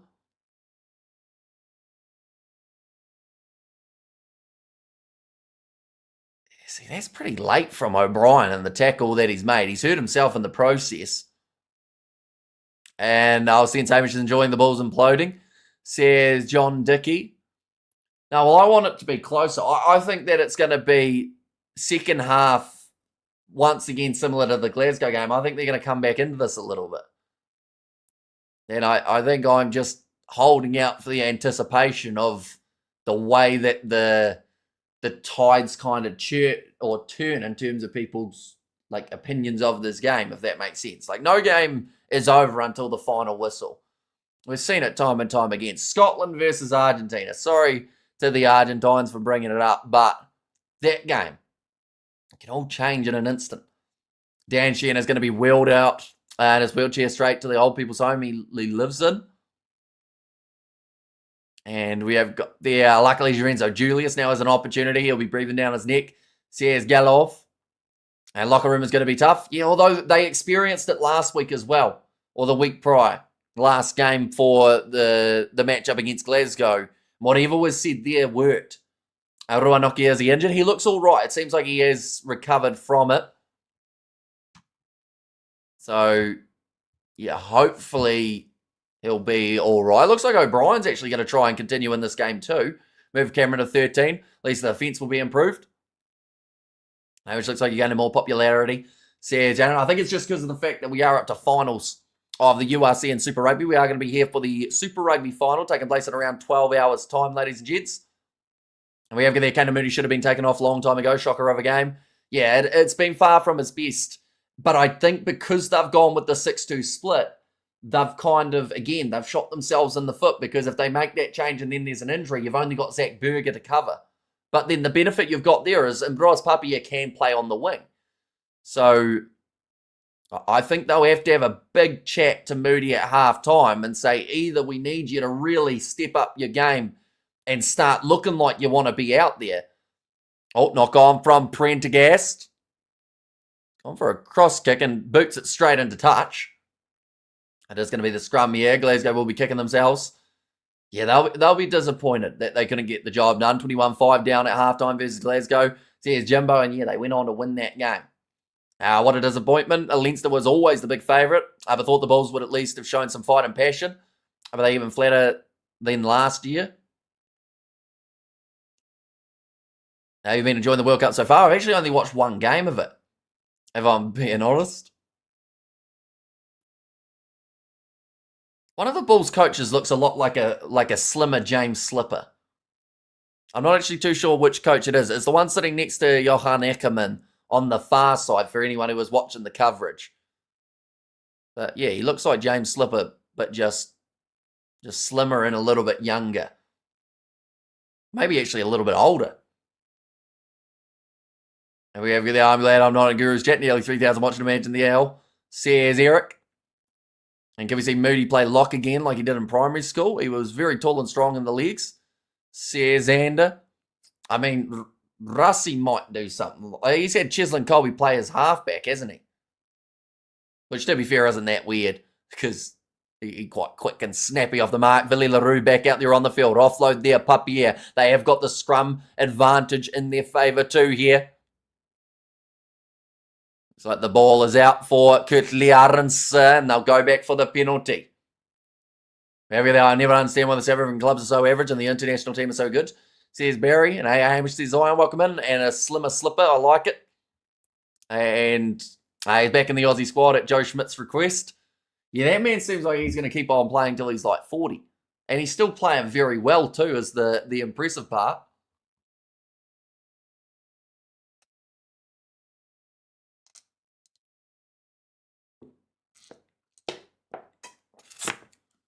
Right, Tommy O'Brien can't continue, which means that Leinster are also going to make another change. They have already lost Doris earlier on in this one. And come on, Bulls, you got to get something here. See Studs race. Now line out this time, successful for the Bulls, and they've got the advantage. They've knocked it on, so we'll go back for the penalty once again. And Enabo is key in the downfall of the Bulls. Says Ruben Africa, and the ref should have entered the game now. The ref is on Bulls' side, giving them one more chance. And now kicking into touch for Pollard. Uh-oh. Pollard's just kicked that ball dead. Trying to get as close to the line as possible. Kicks it straight into the dead ball area. And that's going to be the end of this half, ladies and gentlemen. 22-0 in favour of Leinster at Croke Park. This is why Ireland will never win the World Cup. They have proper non-corrupt refs at the World Cup, says Jon van Vuren. Do they? I feel like a lot of people complained about the refs last World Cup as a whole. Look at that. Wow, says Kryzen, and that's rough, says Studs Race. Yeah, that's the type of one that goes from the potential of being 22-7 down at halftime to back to 22-0. I think it's fair to say that today's athletes are so much stronger and fitter than back in the day. Back then, earning 100 caps was so rare. It was a cause for celebration, and careers were shorter, says Manny. We have there, you're getting a bit offended when I am asking about Kane Williamson's retirement. I hadn't even seen it, if I'm being honest, Jaden. And an A-bar is being unfair. And 14-3 in favour of Toulouse after 15 minutes. Now we see players becoming centurions on a regular basis. And they're playing longer, looking after themselves very well. And actually couldn't have gone worse, says John. I did say 22-28 win for us, so it's still on. Could still happen theoretically. And we have there, they can just end the game. Says Kamai. And also all the Bok fans wrote off Leinster once again, says Dazza. Yeah, although still 40 minutes. We've got to wait for the early stages of the second half, ladies and gents. How long till halftime? It's halftime. How long till halftime ends? Probably about 12 minutes or so, I would say, somewhere around there. There's also a lot more international rugby being played than back in the day. More matches equals more centuries. Yeah, because back in the old school days, sorry, I was trying to work out if it was raining here. My brain stopped working for a second because I was like, is it bucketing down? But no. And luckily at Croke Park, it's not bucketing down either. But yeah, it used to be hard to get to even 50 caps. I'm going to bed, Hamish, to try and sleep with a broken heart. I'll leave a like. What channel you on? So for us here in New Zealand, it's on URC TV. Although I do see that Sky have the Barbarians game. And also alongside that, sadly, they don't have South Africa A Zimbabwe. That's on Super Sport. I did just come back from the office work, says Jaden. Not quite. It's currently 7:30 a.m. here in New Zealand. We have there. I'm a Bok fan. What are you talking about? The Bulls are playing the Ireland team. Bulls is just a regional team, says NTN MMA. And also, why are they all talking about the neighbour? You'd swear he was on the pitch, says Frank. I was about to be really mean, and I was about to say, even with him not being on the pitch, he's still done the same amount as Caden Moody throughout that first half. But that would be hitting a man while he's down. But I do think they need to take Moody off. I think if you can get Stedman Hans out there, give him 40 minutes to work, and because just from the very get-go, ever since that yellow card of Moody, it's almost as if he's, I don't know, it's almost like he's sulking that he got yellow carded and just doesn't care anymore, which is it's a terrible thing to have for a player. It's an even worse thing to have in a final. Moody looks like he's being forced to play rugby here, which I guess in a way, contractually, he probably is. But, he looks like he would rather be anywhere but out there on the field. And in a final, you need everyone to be really switched on. You need them focused. You need them determined. Someone like a Cameron Honeycomb. We've seen what he's been doing so far throughout this game. He looks locked in and ready to go. I think that we've also seen at times, I would say, Stravino Jacobs. A man who does take a lot of stick in terms of being a little bit slower than some of the other players. But I think that he's played better than Arunsa and Moody throughout this game just at this point in time. Caden is certainly very moody right now. Hashtag see what I did there. There's Manny. And we have got there. I'm glad the New Zealand Black Caps gifted another international tail ender, a half century today. Tom Latham. Man, what a bad player. He reminds me of the Sharks. Just no spine and the most needed. And also, we have got the South African here. I'm definitely not arrogant. I don't think the 27 will be a walk in the park, though. Says flip like a beat. And change his position. You could look at, chucking him out on the wing instead, but then who do you chuck him out on the wing for? because you're in the scenario how I think Jacobs has done enough to be out there on the field probably for the full 80, really. So the only player you replace him with is you take Kurtley Arendse off, and then in that case you might as well just straight swap Stedman Khans for Kane and Moody. Bulls fans dressing Bulls as just a little regional team. Give me a Breakbot fan, says Dazza. And also 21-3. So that one's going just as one-sided as this game. In fact, could be even worse by halftime too. Prendergast playing against White Ferns too. Just hit 2 4s. And sorry, buddy. Says Patrick. And also, do you also enjoy cricket, Hamish? I'd love to have a chat with you on your thoughts about the Black Caps and the White Ferns. Says Manny, I am a cricket lover as well. Black Caps, I'm glad that this test match up against England seems like it's going to be going longer than the first one. Although, to be fair, the first one went 4 days, but that was only because it rained for 2 of them. That Lord's pitch was just not ideal. And terrible Will's performance is JG. And he's like Matthew Sinclair, but a double ton and now live member. And also, how much time has Leinster now wasted on going down for injury, says Mike Bester. It's not a massive number, I wouldn't say. And the good news is most of the guys who were down with injuries have been subbed off.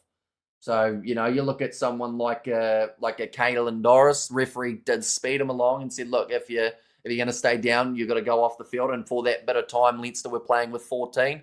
He was replaced by Jack Conan, who then went on and scored yet again another try in the final. Then on the other side of the equation, we saw Gary Ringrose near the end of the half. He made his way onto the field to replace, I believe it was, Tommy O'Brien. But like both sides have suffered their injuries already. We saw Nokia down for a bit. We've seen Jerry Kahir was getting a bit of attention to the neck. An amazing mate, says Manny. And we have their Bulls as the South African national team, says Dazza. We have there how the Bulls bounce back. I think they need to start fast. And at this stage, they almost are in a scenario where you've got nothing to lose by taking some risks. And I'm not talking about doing like a stupid little chip in behind and, you know, hoping for a 50-50 ball to go your way. I think you've got to be attacking minded with the ball in hand. We have to complain about time wasting down 22 at the half is crazy, says Jeff. And also, who scored the tries for Leinster so far? We have seen the tries from Jack Conan, Rico Ioane, and Tommy O'Brien. I think someone has to have a look at Pollard's bank account after this game, says WLK. Average ref says El Jamar.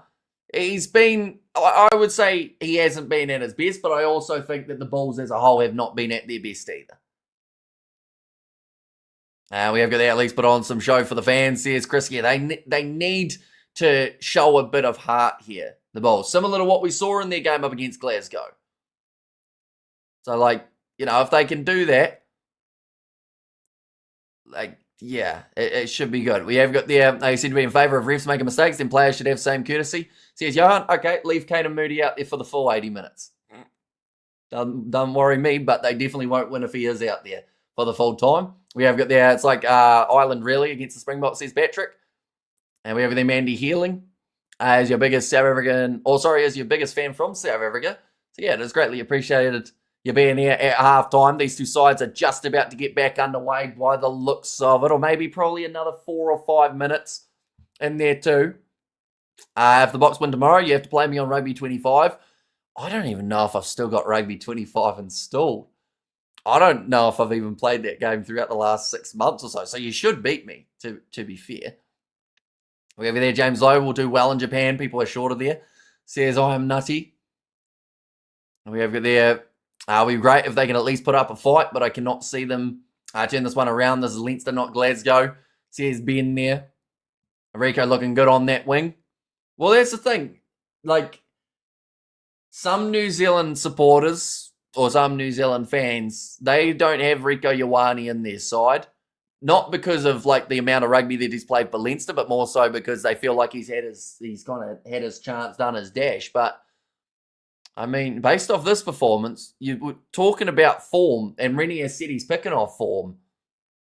I think that this puts him right in the category. We have the Rugby 25, Rugby 08, still the best rugby game out there. The Bulls haven't turned up yet, says Pat Andy. I just followed you on Instagram. Says, Manny, greatly appreciate. One day we will post something. I just haven't worked it out yet. Savage Hamish says, big rig. And other balls have been DS in that case. Dog. And but Leinster going down for everything is hilarious. Says Mike Bester. And we have got there. I'll tell you what, the chat's going very quick at half time. That is for I think I missed about 15 messages in a row. Oh, yeah, their best game out there. It's like being the nicest person in prison. Says Big Rig. Is it always the Stockson in the chat? No. Normally when they're winning, it's very different, I will say. But it's the emotion of a final. You know, there's always going to be those moments that people get on the edge of the seat for and they yell at the TV for as well. But I think that a lot of the anger that is being shown is more so down to the frustration of the side getting this far and then just not performing on the biggest opportunity when they've been in the final time and time again and haven't got the job done. The Bulls will win if they show here. If there's no offside lines for Leinster, nothing will do, says Johan. And poor Hanno says, Big Rig, the thing is, he's going to be coming on at the end of the game. So, for his sake, I hope that they can get a bit closer. We have got there, they can't take the L. Says Real Pie Man and Green Sandwich says Mountains of Asylum. Welcome in. I hope you are doing extremely well. They need to take Villy off and move Kirtley back. Bring on Hans, says Jason. Also, you're leaving Kane and Moody on. So you're putting Moody to the wing, Hans midfield, Arnsa 15, right? That's your reshuffle. I wouldn't be surprised if there are some new players on the pitch at the start, says Kreisen. Yeah, that's where, like I said, the 6-2 split almost, I would say, has backfired in a way for the Bulls because they've put all their eggs in the basket of using their big physical forwards throughout this 80 minutes and relying on the one change of Stedman Hans at some point, and then also Zach Berger. Now, Mbros Papia can also play on the wing. Now, if you could guarantee you weren't going to have any injuries, you could actually do a little bit of both. And you could go Zach Berger to halfback, Mbros Papia out to the wing, Stedman Hans into the midfield. And then maybe you stick Arnsa to fullback or something like that. That way you get rid of your guys who have the yellow card. After that, do you have the Barbars line up for tomorrow? Where did I see? I know Perenata's in there. I know that there are a few other Kiwis across the lineup. Miracle Faialangi is in there too. 1 second, I'll try and find it for you. But it was announced the other day. And we have there, Mandy is trying to lose weight while I'm watching you, says Johnny. So what is she doing to lose weight? Is she like walking around frantically, pacing back and forth because of the stress of this game? Is Moody a natural wing? Normally I would say yes, but then there was also that one earlier on that he just didn't jump up for a high ball. And as we all know, current day wingers need to be able to take that ball a lot of the time when it comes to an up and under. We have there watching you while at the gym. Nice. Looks like a little bit of drizzle here. Right. These Bulls guys, they need to have quite the workout in the second 40 minutes if they want to get back into the game. And make sure to like and subscribe, guys. How much does it go? Says Hanno there. Leo Cullen making his way back up to his coaching box. Oh, yeah, it is raining now. So this could add a little bit of an extra factor in the second half. And Moody is Moody, just being Moody. Says Albert. Jack Conan will make his way, leading the side out onto the field. The early injury of Caelan Doris seemed like it could have been a bit of a hit to them, but they have been able to bounce back. And if anything, Conan has just picked up from where he left off in the last final that took place 12 months ago. And if it starts raining, it will be near impossible to score 22 points in 40 minutes, says Paul, unless they change their tactics. And I do think that we're going to see Leinster go for a lot more kicks because of that wetness and the slipperiness of the ball. But I also think that the counter-attacking chance for the Bulls should still be relatively open, although we're seeing some great cover defence from Leinster here too. But 40 minutes to decide the URC. 22-0. Leinster looking to go back-to-back. The Bulls looking to win their first ever URC title after being close many times. And Moody wins the kickoff, but it's picked up then by Josh van der Fleer. Just didn't have the player in support there. But a much better start to the half for Moody already.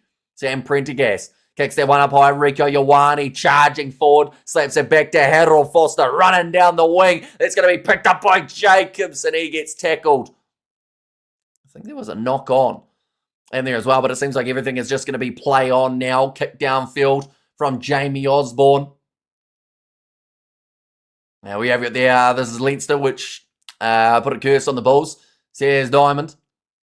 Now that one slapped back by Gibson Park. Picked up though by Ruan Vermaak. Offload from Moody out to Marcel Kurtzia. Moving it on nicely. The Bulls almost up to the 22. And again, seems like second half mentality is completely switched compared to the first. That is going to be on the side of Leinster though after the loose ball is picked up by the home side. 41 minutes through. Leinster, they are firmly in control. They have got more than a 3 converted try lead. We have this Everton fans still talking up past World Cup glory like it matters now. Says Zep. Well, it kind of does still though, because at the end of the day, they are the current champions. It's like how Leinster, if they win this game, they will be the current URC. That's a beautiful cross kick there. Strafino Jacobs runs straight at Prendergast. He gets a round of applause from the crowd for muscling up and putting the body on the line again. Now, big knock on from Ruan Nokia. They had the momentum moving forward. Moody's still on. He is. But he actually did do quite well in the early stages of the half. He's touched the ball twice and he's had 2 good moments. But just dropped there from Ruan Nokia. How the brother, how you mate? Not looking good for the Bulls. I'm going Bulls by 1. Says Birdie. So you're going with the late comeback in this contest. We're doing very well, Birdie. Hopefully you are doing well also, but almost running too fast into that one. Ruan Nokia just ended up a little bit too far behind him. And the Bulls need to score first. Vans has to shut, says Chris. And the peach of a cross kick, says Jimbo. Oh, this looks like an injury here for Hugo Keenan's kneecap. Oh, he's in pain here. That didn't look too good for Hugo Keenan. One of the medics squeezed his knee and he pretty much winced and got up as quickly as he could. We'll see whether or not he can still win a high ball though. Touched the ball twice. Had good moments. Okay, interesting, says Xander. But yeah, he won the kickoff for his side. Unfortunately, after deflecting it back to the Bulls, they lost it because I think it was Josh van der Fleer got through and managed to grab it. And then the other one was getting the ball out to the right-hand side when they almost got their line break. With a scrum feed now for Leinster. They are 25 metres from this try line, or their own try line, that is. Are we going to watch the game for free? Sadly, there aren't a huge amount of free options. Or actually, no, that might be a lie. I think it's on RTE in Ireland, I want to say. The kick downfield from Gibson Park. Just looking to gain some territory here. What's the Leinster split on the bench, bud? So they have gone with the 5-3 in this case, whereas the Bulls have gone with the 6-2. We've seen a couple injuries already, though. So we've seen Ringrose out there. They've still got McGrath and they've still got Harry Byrne as their other 2 replacements. And Prem Sports, says Jimbo. Now Johan Robela. Throwing it into the back. Nice take from Ruan Nokia. Even that line out didn't seem certain. Rather than taking it above his head, Nokia, he actually took it around the kind of the stomach region. Partially charged down. Kick from Papier on McCarthy. Now ball goes back onto the side of the Bulls off the slap back from Moody again. Aronsa has McCarthy all over him and almost rips his shirt off. Everything Hamish wears Ruth. Actually at the stadium, says Joe. Not that I know of. I assume she's probably working, I would say. And Papier, another knock on. This time from Ruan Vermaak. Now on the counter-attack, Sam Prendergast. It's the type of mistake that you just can't afford to have. James Lowe knocks it backwards. Hugo Keenan ducking under Moody's challenge. Now Gibson Park. Cross to the right-hand side again. Strangely struggling on the line-outs of the Bulls. How's Pollard playing? He hasn't lit the world on fire yet. Oh, up and under. This is a different tactic here from Leinster. But again, the ball is taken by Gary Ringrose. Now 3 metres out from the line. Not many sides would attempt a box kick or a kick like that from 25 metres out from the opposition line and be able to retain it. But Leinster currently, a lot of things are working for them. That's a huge shot on Josh van der Flair by Ruan Nokia. Joe McCarthy. Rush defence on him by Ruan Nokia and Hanno. Back across to the right-hand side. Ball is still there for Leinster as they ask for the penalty for the player not rolling away. They don't receive it. 45 minutes through this contest. I hope Bulls make a comeback just so I can laugh at RTE. Says Sock there. But still 5 metres from the line. The Bulls, their goal line defence has actually been very good today. And most of the tries that we have seen from Leinster have come from more open play. In this type of position, they've just been solid. But they need a turnover or something, or else you're just pretty much flirting with danger and hoping that you can turn a man over and make it become a held-up situation. But now another pick and go, this time from Tyke Furlong. Being told to use it again here. Leinster happy to just keep on going through the motions of phases. Cameron Hanekam offside. He's going to be penalised there. Though the Leinster player did have his hands on the ball. Looks like Hanekam may have tweaked his knee too. Offload there from Prendergast. Again, just short. Reaches out. He may have scored that try, Sam Prendergast, but he's taken a kick in the head for his troubles. And he looks like he's in a bit of discomfort here too, but it has been awarded as a try. We have got there, Leinster happy, just milking a penalty. Says Studs race. Okay.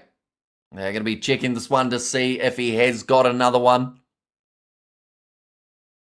for his Leinster side. They aren't sure if there's a grounding. There was certainly a reach out at the line from Sam Prendergast. We're going to see the replay from the other angle. So Jamie Osborne got close. Tell you what, I think he might have got there, Sam Prendergast. We're going to see the replay now. Yep, he gets the grounding. That is a great finish. He took a shot from Nokia in the process, but he has scored it, and that makes it now 27-0 in favour of Leinster. Nothing has changed from last year. South African teams cannot win Champions Cup or URC titles, and Leinster are still champs on the URC level, says Ben. Now Prendergast has the opportunity to be able to convert his own try. Last year, Leinster won this matchup at the same location, up against the same opposition, 32-7. Currently, they are only 5 points away from reaching that total. If this kick goes over, they're only 3 short of it. But Prendergast, he has had a game and a half. And that number 10 jersey and that kick has gone over too, making the score 29 points to 0. Hey, we made the final, says Cool Story. What happened to Doris that he came off? Early on foot injury. So I'm hoping it's nothing too serious, because or else then that's the last player that we want to see out of a Irish kit for July. But yeah, it seemed like something that they weren't willing to take the risk of him hurting it more, which makes you think that it must have been relatively serious with how early it was in the game. But Conan came on and scored a try and has been very solid outside of that. We see Sheehan's now on. Clarkson's on the field too for this Leinster team. Some pretty handy players have made their way off your bench. Yes, lads, it was always a big task to beat Leinster at home. Not able to watch the game, but I'm guessing according to the South African fans, they are only losing because of the referee. Says Mountains of Asylum. Going away to the left-hand side position at the moment for Eldrick Lowe. Now Pollard. Oh, he tries to run. Gives him Park. Gets him down onto the turf. The short ball there to Marcel Kutz. Yellow Hamish says Regan, welcome in. Penalty is awarded to the Bulls. That is for side entry and the breakdown from Leinster. And got a feel for Doris injuries, kept him out of the last 2 Lions tours, says Dean. Yeah, he just seems to pick them up at the worst possible times, doesn't he, in terms of his injury count?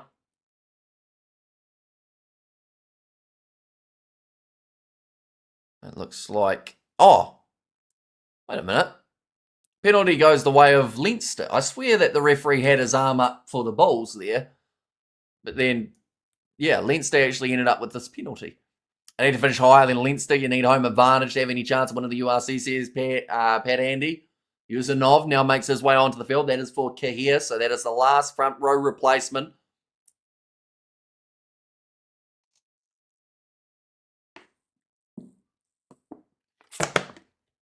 South African team's good at home but don't travel well, says Mark. But Kahir, he's put in a solid shift today.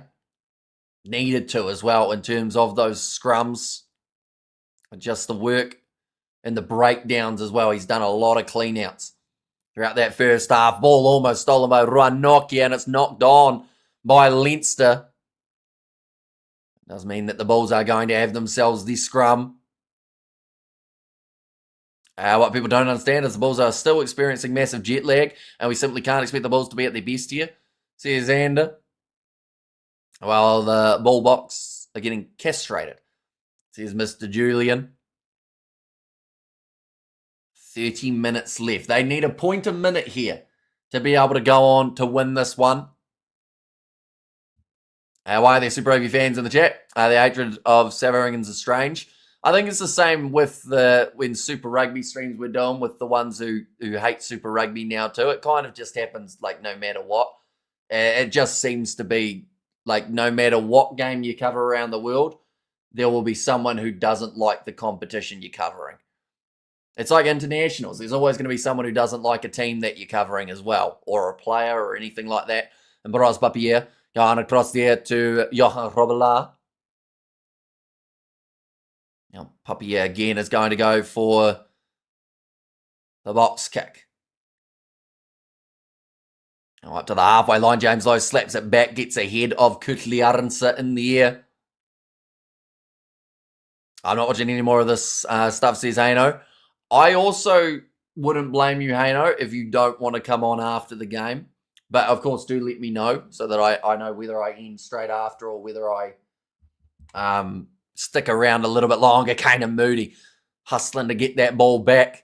He's tackled by Ringrose. The Bulls currently sitting only about 35 metres out from their line. Is it okay to be a Super Rugby and URC fan / viewer? I think so. But some people say that you're only allowed to watch the competition they like, and if you watch any other ones, then they don't like you. But like at the end of the day, like I said, it's like food, isn't it? How you got the different types, you got different cuisines, different competitions around the world of rugby, and you can like more than one. Now back across to the right. The ball's now Moody, moves it on to Arendse. Chance down the wing. He steps on the inside and lined up early by Dan Sheehan.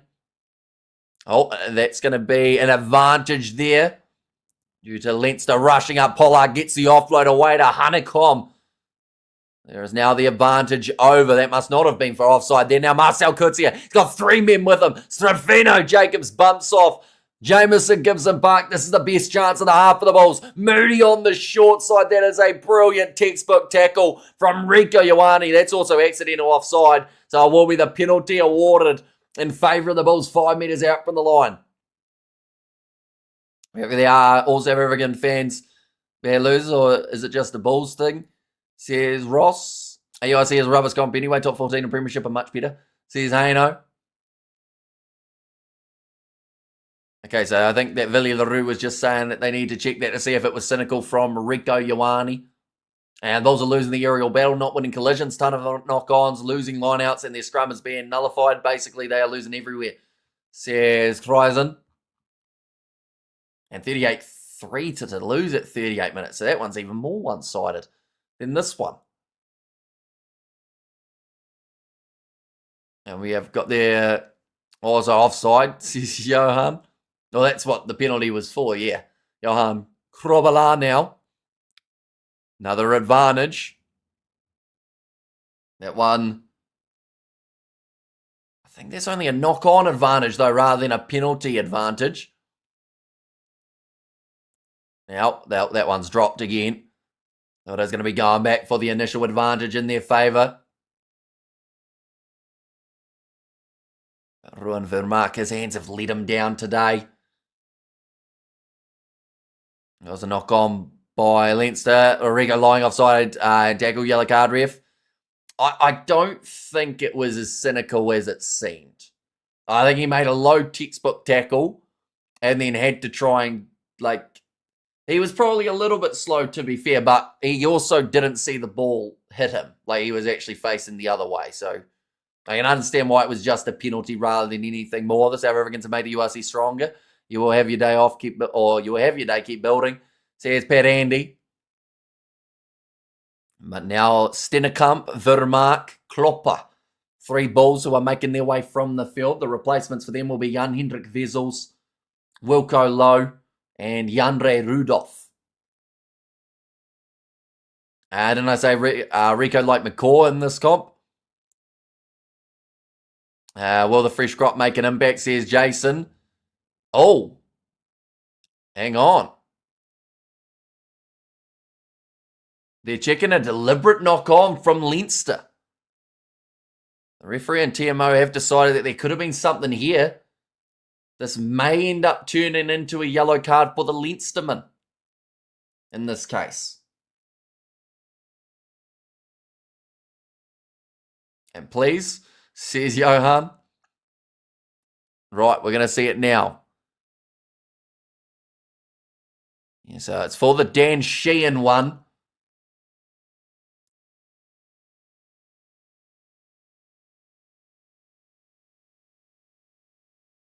Oh, he took a head knock too in the process from Klopper, but they've said that because there's no line break, it's just a penalty.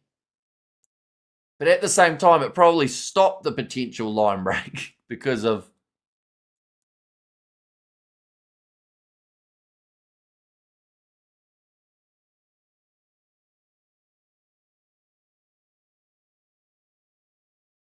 Okay. So it's going to be the penalty to the Bulls.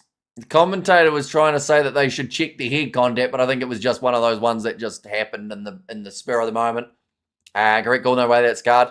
Says Studs Razor, good luck with that comeback game. I was over at halftime, says off bricks. And now we see Visa, he is on.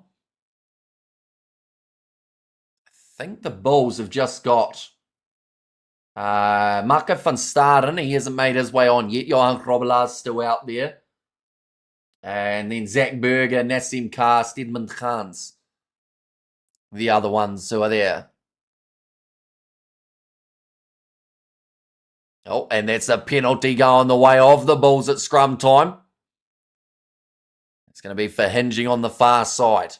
This is where they need a try.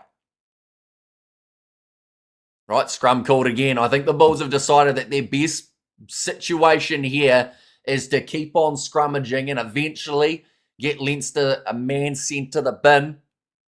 Just keep on applying that pressure.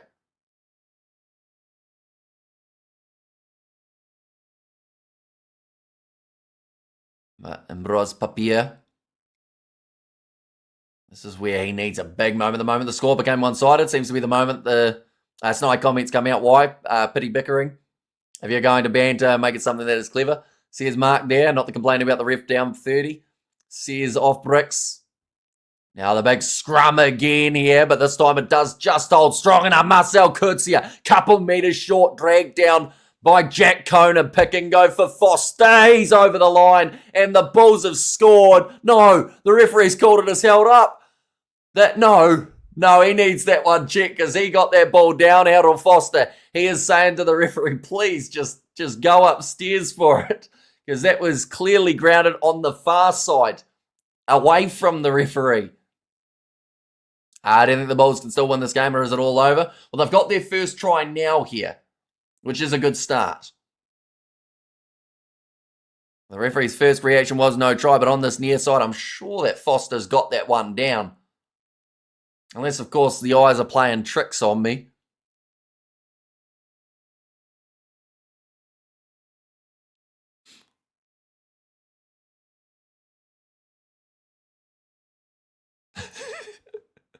So referee Piatti there has said, I've decided to check it because you told me you scored it. We will watch it together. Right. They need it from this angle. Here it is. Boom, on the line there. That looks like that is down for Harold Foster. And the players can change the outcome. None want to lose. Use the tools they've got to gain something. He lost impartiality there. Like me, you so wanted the Bulls to score just for the interest of the game, says Mark. Well, it's also, I saw a grounding. So I feel like even if it was the other way around, I would have said that it should have still been checked anyway.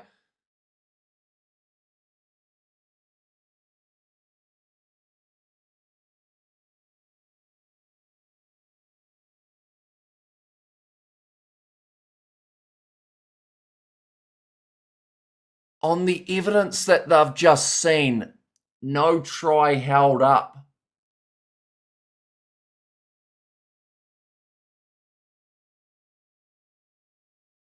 But the ball was on the line. It was grounded. So normally that's a try, but I guess we play on.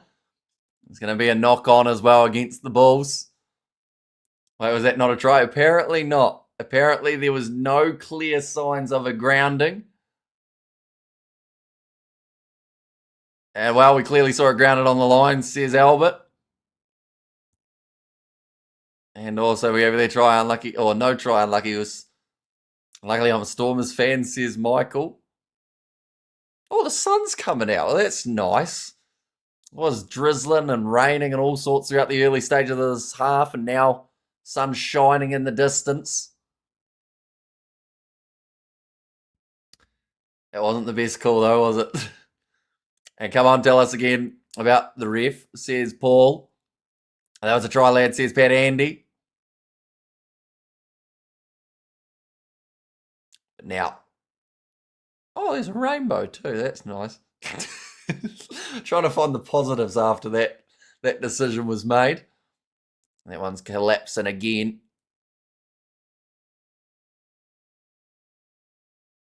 Okay, both men getting called over now. That is Thomas Clarkson and Jan Hendrik Vessels. And coming the Bulls, whinging Bulls supporters blaming the ref and being outclassed all over the pitch, says Barry. And also, we over there, the ref just wants to humiliate the Bulls. At this point, I'll be glad if the Bulls get 3 points in this game so that they don't go scoreless. Yeah, have we had a URC side go scoreless in a final? I don't think we have, right? The Bull says Big Rig. Oh, no, it's back raining now. The sun disappeared after a very short amount of time. Now Gibson Park putting the ball in again, going away to the left-hand side. Jamie Osborne linking up with Sam Prendergast as Ioane on his outside. Hugo Keenan now looking for the 50-22. Didn't quite connect with it. Now Vili LaRue. Kaden Moody going for the chip in behind. He's managed to retain it with the offload to Cobus Visa as well. And also we have got... Oh. Is that going to be a yellow card for James Lowe? He says that he got two hands to it, but they are going to be checking this one too. Well done on the South African pronunciations. Much better than Grant Nisbet, says Clem.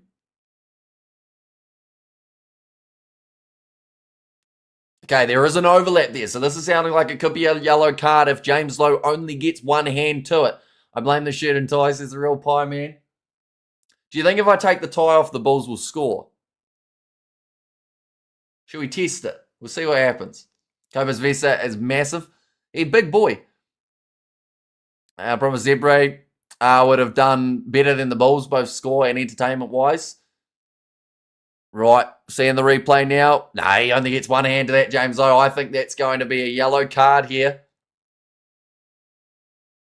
And the Bulls have lost. I will smoke a joint after this horrible performance and give it the TMO, says Pat Andy. Right, tie's coming off. We'll see if this helps. Although, to be fair, they're playing up against 14 men now, so it probably will because they've got a man advantage. Match fixing even in rugby. CSG mans. Blue ball coming the Bulls. You got this. You men played so good. CSG Jana. The ball now Banged in a touch by Andre Pollard. They'll be about 35 metres out from the line. And the thing is, they need 4-5 tries. You know, they need 4 and something. But realistically, 5 tries in 22 minutes. If they score twice during this time, it may not be enough. I just like this informality from you, Hamish. Says Studs Race. Yeah. Go back to the hoodie for Super Rugby, you think? Keep taking clothes off. I bet they'll score. If you sat there naked, the Bulls won't score because the ref has decided they can't. Now the ball is in the hands of Kurt Learnse. He's breaking down the wing with a step on the inside. Moves up to 25 metres out, and Bros Papier going away to the left now. Papier again. They've got like 10 men on the left-hand side here, the Bulls. They have not got too many. Uh-oh, turnover there again for Leinster, and this time it is Joe McCarthy. He did say he would take off the tie before the yellow, so even the threat may have been enough. They've lost it again. Just a lack of ball security in the breakdown, and Joe McCarthy. It was about his probably third steal in the breakdown at the moment. Now Sam Prendergast will just look to get this one into touch again. Hugh Blenheim would keep the tie on. Hamish got to strip now. That's the ties as much as we're taking off here. They haven't, like, the shirt's the only thing on the top half now. High tackle, says Johan. And where the hell is Pollard? Yeah. He hasn't had his strongest showing, Pollard. Although I think that a lot of Bulls fall into that category. I would say at the moment, first half, Cameron Honeycomb was solid. Second half and first half, I think Stravino Jacobs has been the pick of the backs. And he's normally one who gets a lot of critique. The tie is an interesting technical decision. Says Mark there. Oh, no, another knock on from the Bulls, although they do get themselves the penalty. That was almost a big line break chance there. The scoreless result is Jackson and Ava written all over it and score please Bulls, says Runaway Brides. Yeah, they've got 19 and a half minutes to get that try. Andre Pollard kicks it into touch. Into the final quarter of this final. Still 29-0 the way that the scoreline sits. But yeah, it was just another drop ball from Cobus Visa. Where are you based that you can see and we can't, says Clem. So I am in New Zealand watching on URC TV. 7 minutes remaining of that James Lowe yellow card. And we need a tactical substitute, bring on a fresh tie. And Pollard must go poles to get at least 3, says Ben. I think at this stage for the Bulls, it's just keep on going and hope for the best. Nokia is my favourite South African player, but he's had a rough day too, says Suds Race. I can still argue the ref has no influence, says Johan. Oh, what's happened here? Oh. Okay, there was a bit of a miscommunication there in terms of the numbers in the line-out.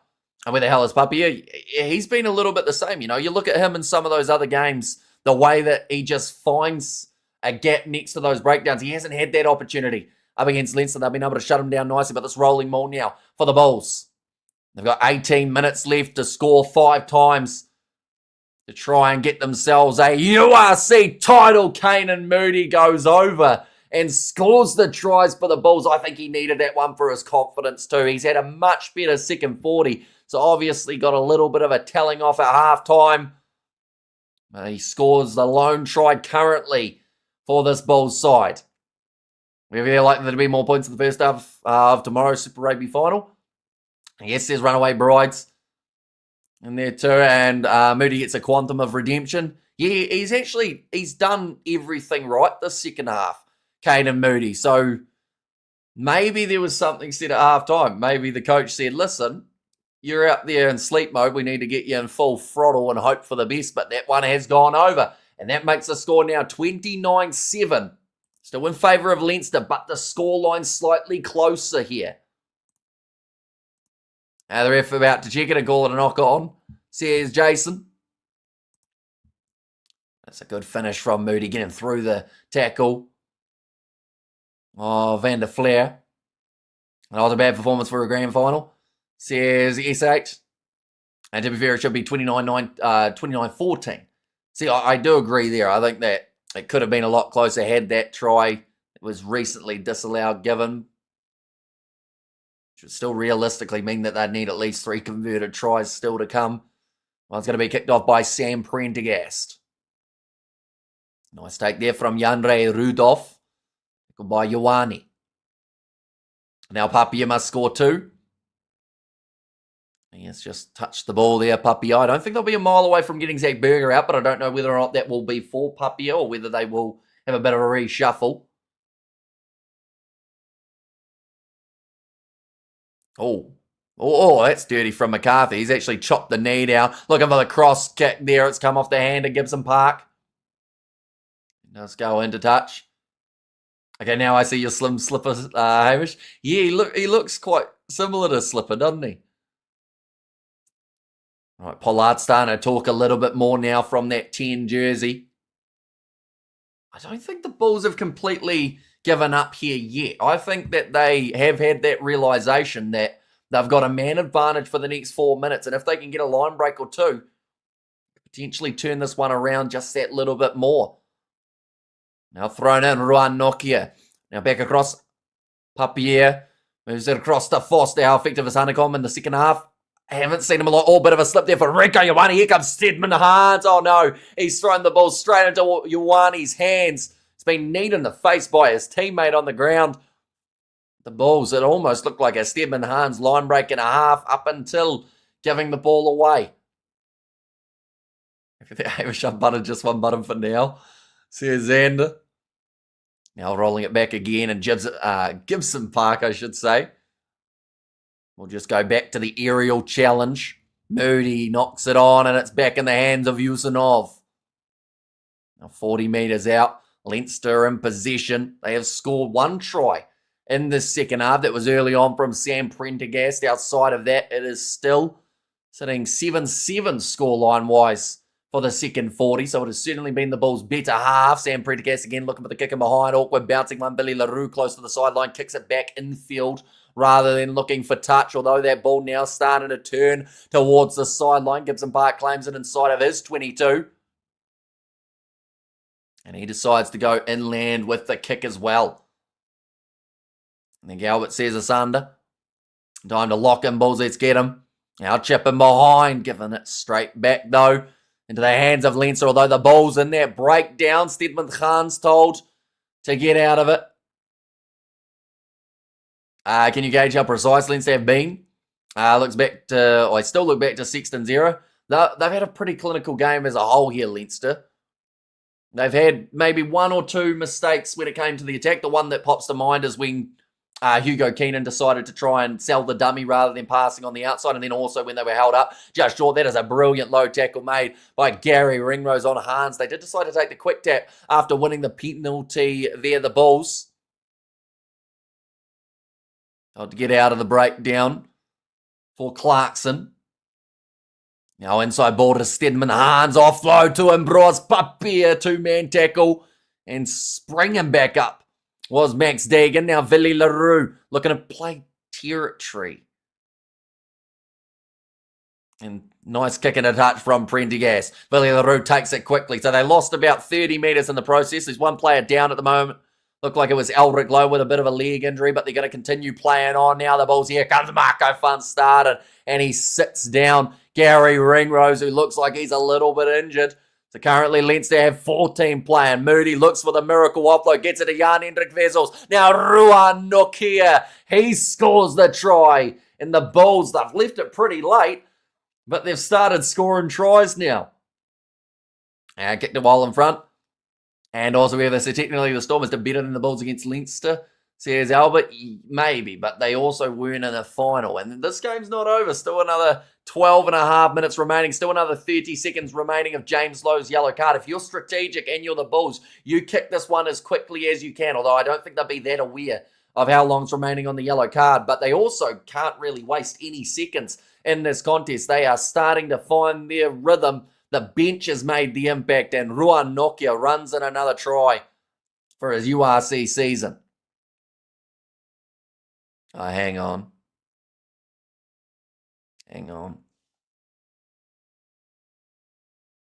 TMO, what we got now? Kane and Moody offload. They're checking to see if it was a full pass. It did definitely look flat. Don't check that pass. We're on here. CS Studs race. Two old, slow, unathletic teams going head-to-head. Haha. Says Sports Unfiltered. We're going to see the replay now from the wide angle. Oh, okay. No, they've found it now. Right. I don't mind that one, to be fair, because he's tried to flick it backwards. You know, it's got a bit of that going. But knowing how it's gone at times, no, that angle looks worse. But was also falling forward.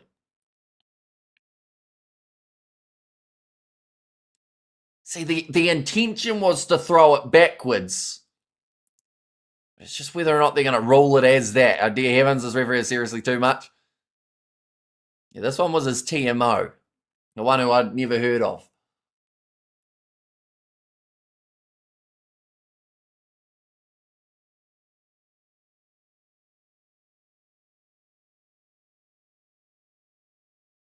Okay, so they're going to give it as no try. From the angle that they were able to find, they have ruled it as that angle looks forward. The other one didn't look too bad, but this angle did. So it becomes no try for Ruanokia. That is flat, says Hanno, and it's flat play on, guys, says Johnny Blaze. 12 seconds remaining of the James Lowe yellow card now. Facial expressions in the last 3 minutes have been very entertaining, says Mark. Yeah, it's actually going to be a scrum feed to Leinster here too because of it. It's too good for this comp. Ivy refs tonight's World Champion Club Rugby final against the Hurricanes and the Chiefs. And rolled to 2 tries, hashtag just saying, says Hanno.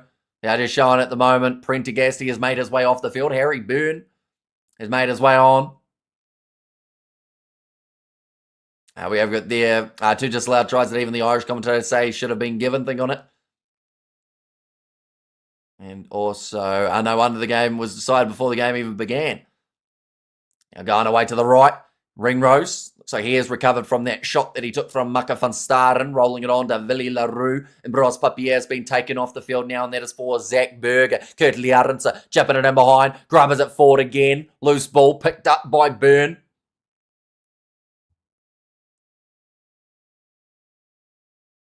Seems like at the moment, Leinster have gone into their shell a little bit. They're happy enough going with just 1 or 2 phases and then going for the box kick. It's using up every second. As we have more seconds passing, we get closer to that full-time siren. Who chooses the camera angle to use? I think the TMO does.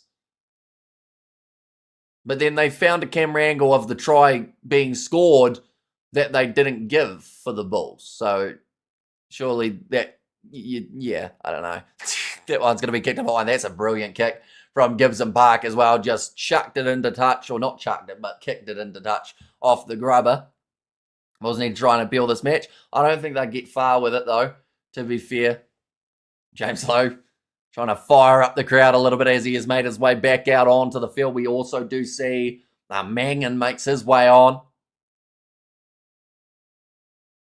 And not long to go. Hit the thumbs up, you lot, says Eric. Oh, I should actually update my score, shouldn't I? There we go. Oh, hang on. How do I fix this? There we go. I hear so much complaining in the chat. People don't realise Bulls are playing bad. There has been 100% fair this match. Says Ant plays. I don't know about fair, but I do agree about the fact that the Bulls have not been at their best at all for this matchup. They've had far too many handling errors, and it just has been costing them. Tactically, they were all over the place in the first half as well. Gibson Park again with the ball here for Leinster. Those last 10 minutes with Leinster, says Jimbo. Yeah, so he'll definitely be glad that he got his yellow earlier rather than like leaving the field for the final moments. That one's going to be a tough one to take under the high ball. Really nicely claimed by Willie LaRue, and it's called as the mark. Quick tap taken by LaRue off to Arendse. Does kick it into touch. 7 Dry says, I am nutty. We have got there. I'm neutral before I'm accused of anything. Says Big Rig. What was that one? I agree. Bulls played bad in the first half, but it should be 29-21 right now, not 29-7, says Big Rig. And also, yes, the Bulls suck today. Don't deserve to win, and I'm a South African fan, says Albert. It sounded like one more change. It's being made. Nassim Carr making his way on for the Bulls. You can see frustration on his face even before he has had a moment in this game. Time has been turned back on. And Sheehan now with the line out. And some days are diamonds and some days are grass. Well done, Leinster with a blinky for now. Rolling maul again now. Oh, Ruan Nokia, he's been stood all over in the breakdown. He had his try disallowed only a few minutes away, or a few minutes ago. The Spanish wouldn't touch these Bulls. Says I am nutty. And honestly, watching game and the scores technically should be even, says Nuno. Now Gibson Park. Again, the box. This has been the tactic for Leinster the last kind of 15 or so minutes. They haven't gone too aggressive, although this time they make some meters manging.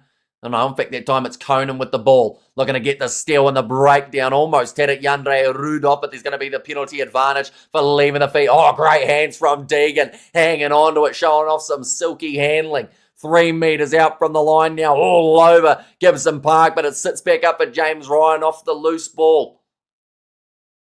Now back to the right again. Trying to move it on was Jamie Osborne. Couldn't get it away. Now it's going back now for the penalty advantage. This is a URC that everyone raves about. Low quality final. CS Sports Unfiltered. It's a serious Leinster team, but didn't show in the first half. Oh, where'd that go? Need to show better over the counter season and get home advantage. And also, Bulls look pretty ordinary there. How many box in the team, says Frank. It was mentioned about earlier on how many of these guys would make the box starting team. And I think probably about maybe 5. Anywhere between 4 and 6, I would say. But Gibson Park, he will make his way off. And that is going to be for McGrath.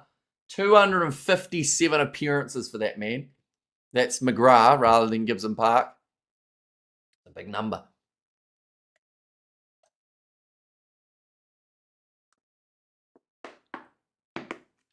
I already feel like I'm losing my voice. We've still got plenty of rugby on this weekend, ladies and gentlemen. We have got the game taking place between the 2 Super Rugby finalists, Chiefs versus Hurricanes. That one kicks off in about 10 hours. Well, a little bit later than that, about 11. And then also after that, we've got South Africa versus the Zimbabweans. And then Springboks versus Barbarians. Now looking to get this rolling maul going. Looks like it's pretty stagnant at the moment. Hasn't got a huge amount of go forward. James Lowe having a bit of a wrestle there with Marco Fun starting. The ball's popped out the back again. Not much better than Jake White, sorry, Ackerman. Says Miami Rocker. How long left? Currently, we got another 6 minutes remaining in this contest. You got a girlfriend yet, Amish? No, I do not. Luke McGrath. Going away to the right. Take there for Deegan. Oh, that might be a steal. No, he's told to get out of it. Now Clarkson goes over the top of Cobus Vesa. McGrath, short ball to Osborne, who isn't shying away from contact. He's just had a huge amount of it from one of his teammates. I think Clarkson came flying in and hit him in the face. Now the 5 meters out again for Leinster. Last year in the final, they won 32-7 up against this Bulls side. Currently, they are 29-7 up. If they score now, it would be a bigger scoreline than the last one. Man, why do we even bother to try after the tight semi-final 2 weeks ago? Here's Pedro. And what other games on? So the Super Rugby final, then also Barbarians versus Box and South Africa versus Zimbabwe. They are our 3 other games that are taking place. And then on Monday, the All Black squad is going to be announced. We'll be covering that one on the channel too. 10 metres still from the line here, Leinster. They're in no hurry whatsoever. You score 2 great tries to get chalked off. Are you going to kill your spirit and momentum, to be fair? Says Kreisen. Oh, big driving tackle from Jandre Rudolph. It can go from Cone and Maka Fun starting. He's close to getting the ball there. And in fact, he should get the penalty. No, he's told to leave it alone once more. It looked like he was right in the action. Andre Rudolph with the clean out on Thomas Clarkson there too. Low quality bad ref, unfair TMO. Leinster win, says Ronnie. Now 4 minutes left. Van der Fleer, he's put in a good solid 76 minutes so far. 4 tries for Leinster. Pick and go. On the side of the breakdown, they've only actually have 1 forward score for this Leinster team. That was Jack Conan. He's way off the bench earlier on due to that injury of Caelan Doris. Back across to the right again. I think they've got themselves the penalty advantage, or at least very close to getting one here for Leinster. 3 metres out. McGrath looks to the right. They're just going with the short pop passes at the moment. Harry Byrne uses some great power there to be able to drive over the line. And Leinster do get themselves those additional points. I blame the ref, says Jimbo. Well, I missed like 30 messages in a row there, I do see. But Leinster get themselves over for try number 5. This time it is Byrne. And Andre Pollard and Billy LaRue need to retire like Bowden Awful. See Sports Unfiltered. Stephen Hards, he was making the tackle on Byrne, but just continued to push over the line just like that. Great try, well deserved Leinster. See Studs Rays. We have got Bulls are basically on the same level, and Leinster also on the same level as last year. So nothing changed. Another same year. Zimbabwe unbeaten in a year and a half. Well, South Africa will certainly be a good challenge for them then. Although a few handy players in that Zimbabwean side. Mavasiri, we've seen what that man's been able to do throughout the URC. Mafura's in there too, right? You have to be Eminem to repeat all the comments, says Mark. And the comeback is on, says the real pie man. About 78 minutes through this contest. And it looks like the rain's actually stopped now and it's sunny. Although this will be a good turnover for the Bulls in the breakdown with Jandre Rudolph. So they will get the last attacking chance. Berger takes the quick tap. Decided to just try and up the tempo again for the final 100 seconds of this game. Willie LaRue. Back across Ruan Nokia. Now crossfield kick. Taken out wide by Aransa. Ball on the inside to Jandre Rudolph, who knocks it on. And then it's knocked on by Leinster too, so we'll go back for the scrum.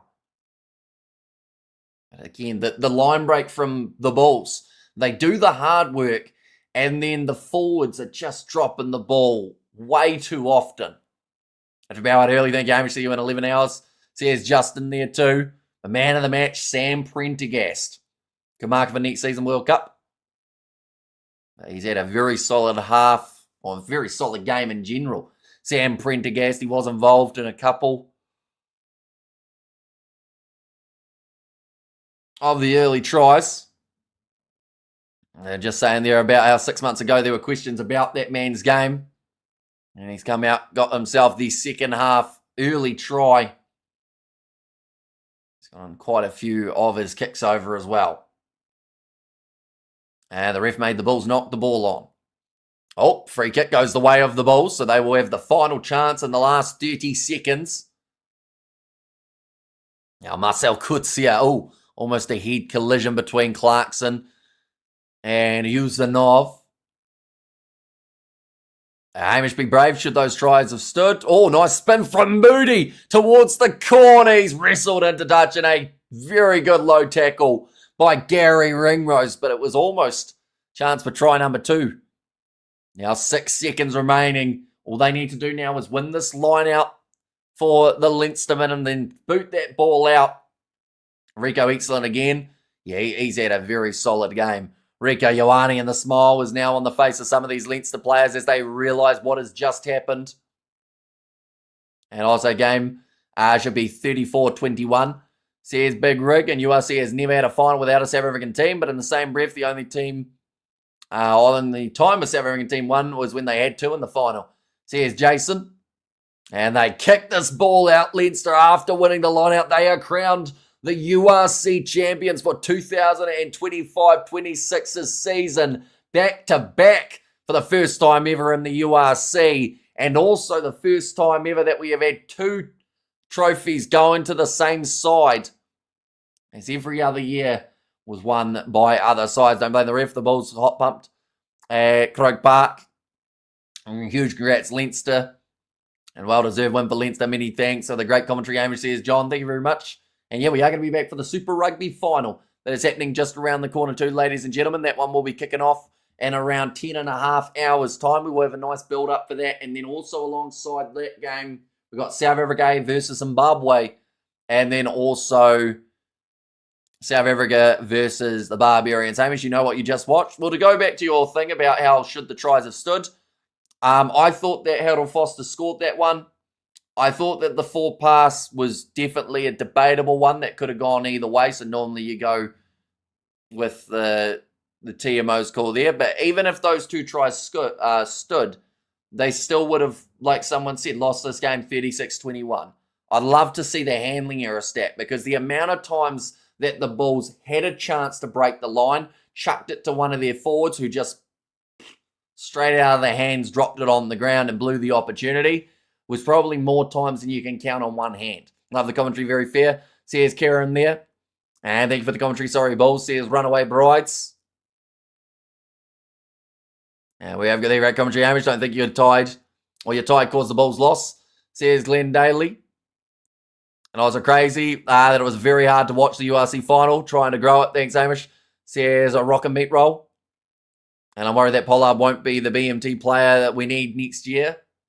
He lacks adaptability, as his mindset is very general-esque. He needs to develop his game beyond just the kicking. Very poor today. Yeah, I think that there were at least, I'm not going to name every player who did poorly, because I feel like that would be pretty rough. But I think that there were a few players who did step up for the Bulls. Stravino Jacobs, probably one of the better games we've seen from him in recent times. He seemed to have at least the right mindset going into this game. What's crowd size like? I don't actually know what they got in the end. It was expected to be between 37 and 40, someone said, in terms of the attendance.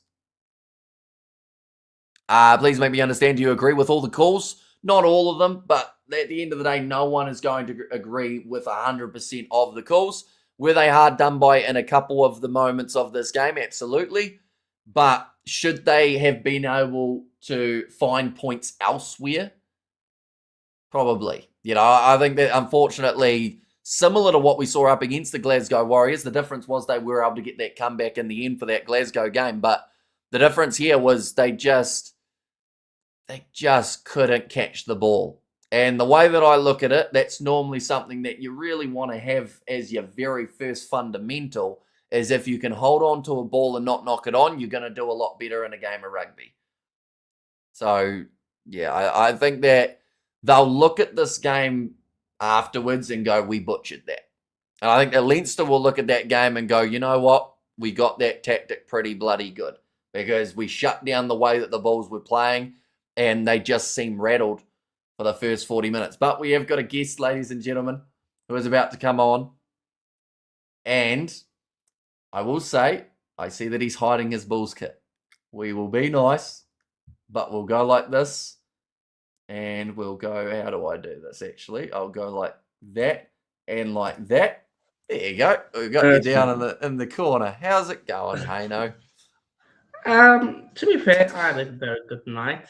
I had some ribs, bribery. So my night was good. So yeah, rugby wise, it's another one. Similar scoreline to last year.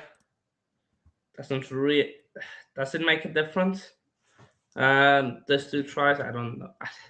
After the day we lost the game in the first half like last year. First 20 minutes, we get two yellow cards in the first 20 minutes.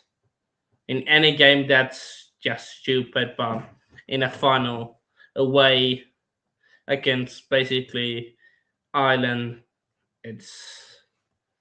that's just idiotic. And at this point, you can't even blame the coach or anything. This comes down to the players, and the players. Most of these players have played for 5 years. For us, you look Billy, 4 years. Curtly has been there since the beginning. Kanan been there since the beginning. Howard Foster almost been since the beginning. Only real new player that has come in like last two seasons was probably Cameron Hanno, because he made his way through the team. Pollard, who else is there on the bench? Nisam Cole has been there now for a while. So now it's awful from us, and doesn't matter if those decisions went away or not. I just don't think we would have won. So yeah. At least the good thing is on Super Brew I did say Leinster would win. So yeah. You backed the other team over your side. Imagine I said a Bulls win and then we lost like that.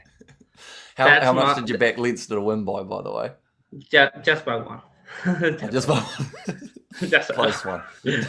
So yeah, like we've got 11 Springboks in the team, and none of them can get over like the mental thing of winning in the final. Yeah.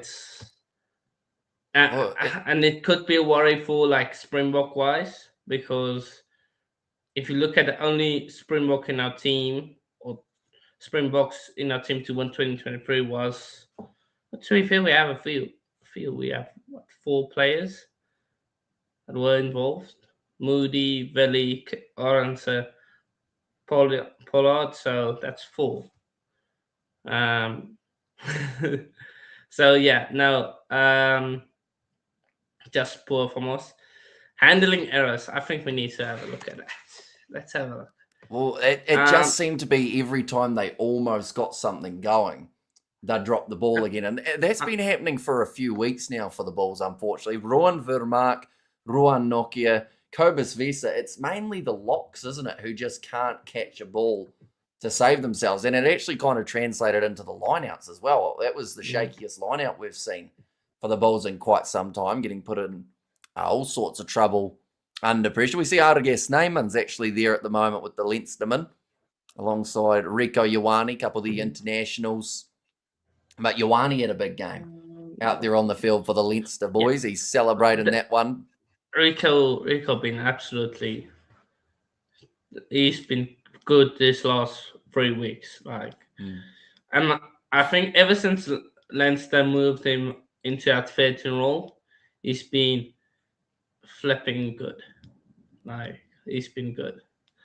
And Champions Cup final, he was playing at 14, and they just didn't look in all sorts of trouble. But he's moving to that 13 position, and he's commanded that midfield. And I also think that's why Prendergast has looked so good as well, because he's just had a bit more experience next to him, and he's flourishing. So, and what a game Sam Prendergast has had. For all the stake he gets, especially from us South African fans, he had a great game, and I have to give it to him. I don't know, and he's now the first choice flyer for Ireland in the July series. With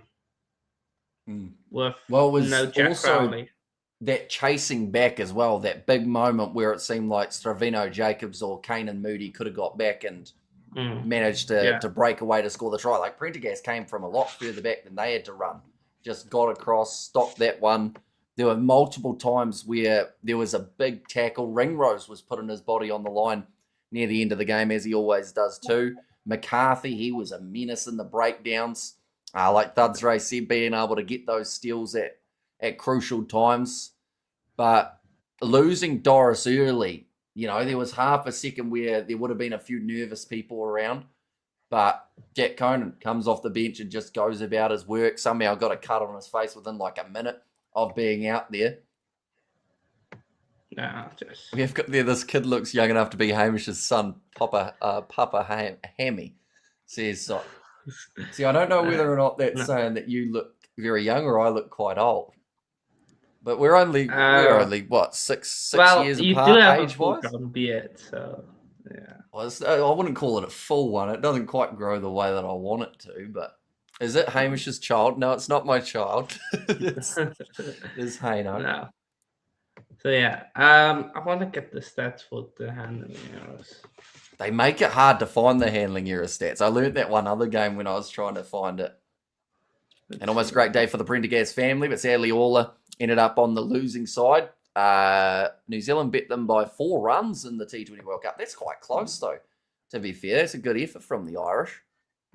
No. And I think the camera setup helps because it makes Hanno look 2 feet shorter than you.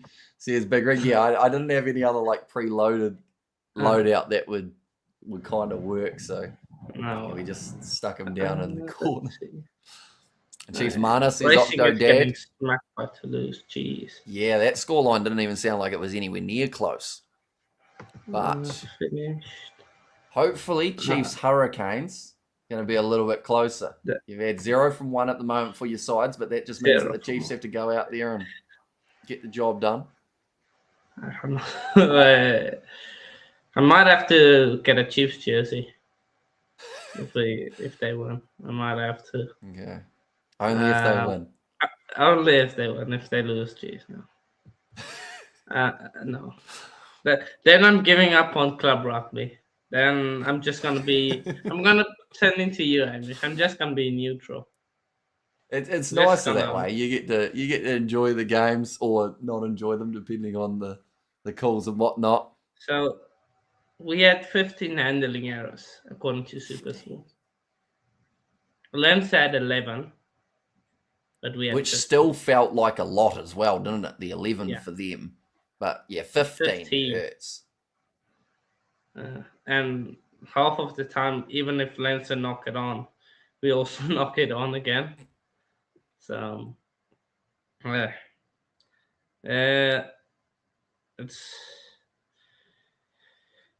just think the sad thing for me is we're losing big players, like we're losing Kirtley, we're losing Rowan, and who else is going? There's another guy going. Well, I guess the thing is, though, could it be asked the question of, is that going to actually help them? Because don't get me wrong, those players were pivotal in terms of getting them there. I think Rowan Noki is going to be a bigger hit than Arinsa, which is controversial, but I just feel like Arinsa, since coming back from his injury, seems to have been in cruise control mode rather than full-on trying his absolute hardest. That's going to be a big hit. That's going to be a massive loss. So we're just going to have to rebuild it. Rebuild, I wouldn't say rebuild the core, just add to the core. Because you've got, I don't know how long Marcel Coetzee is going, because that guy's almost getting to. Because how long is Veli and Marcel going to go on for as well? Because Marcel. You've also got Nassim Carr as well. How old? 35. Ray, yeah, Marcel is 35. John Ray is 32. Nassim Carr's 35. Yeah. So, yeah, you're going to need that next generation of young guys. Someone like a Cheswell Euster. I would have loved to see him play in this game. But I think he's injured at the moment, right? Yeah, I think he's injured or probably just not fit enough. So, yeah, choking at Croke Park. Croaking at at Croke Park. Yeah, we're 0 for 2 at Croke Park. Can we never play there again, please? Like, let's just play at the Viva, man, please. It's just at least when we play at the Viva, like I can say we're playing at Ireland. Croke Park is also Ireland. Jeez, I don't like that place. Well, on that note, we won't punish you for any longer of having you have to talk about your side and how they did. But yeah, end result 36-7 in favour of the Leinstermen. Still more finals, and also the Boks are going to be in action. So the Brying doesn't stop now. Of course, there'll still be plenty more Bries fired up throughout the weekend. Seeing South Africa versus Zimbabwe there too. But yeah, nonetheless, we do thank you all very much for tuning in, ladies and gentlemen. If you did enjoy, be sure to leave a like and subscribe. I know that this is still being broadcast on 2 channels, my channel, I'll say English almost, and then also Hanno's. So be sure to hit subscribe over there too. And we will see you all for the next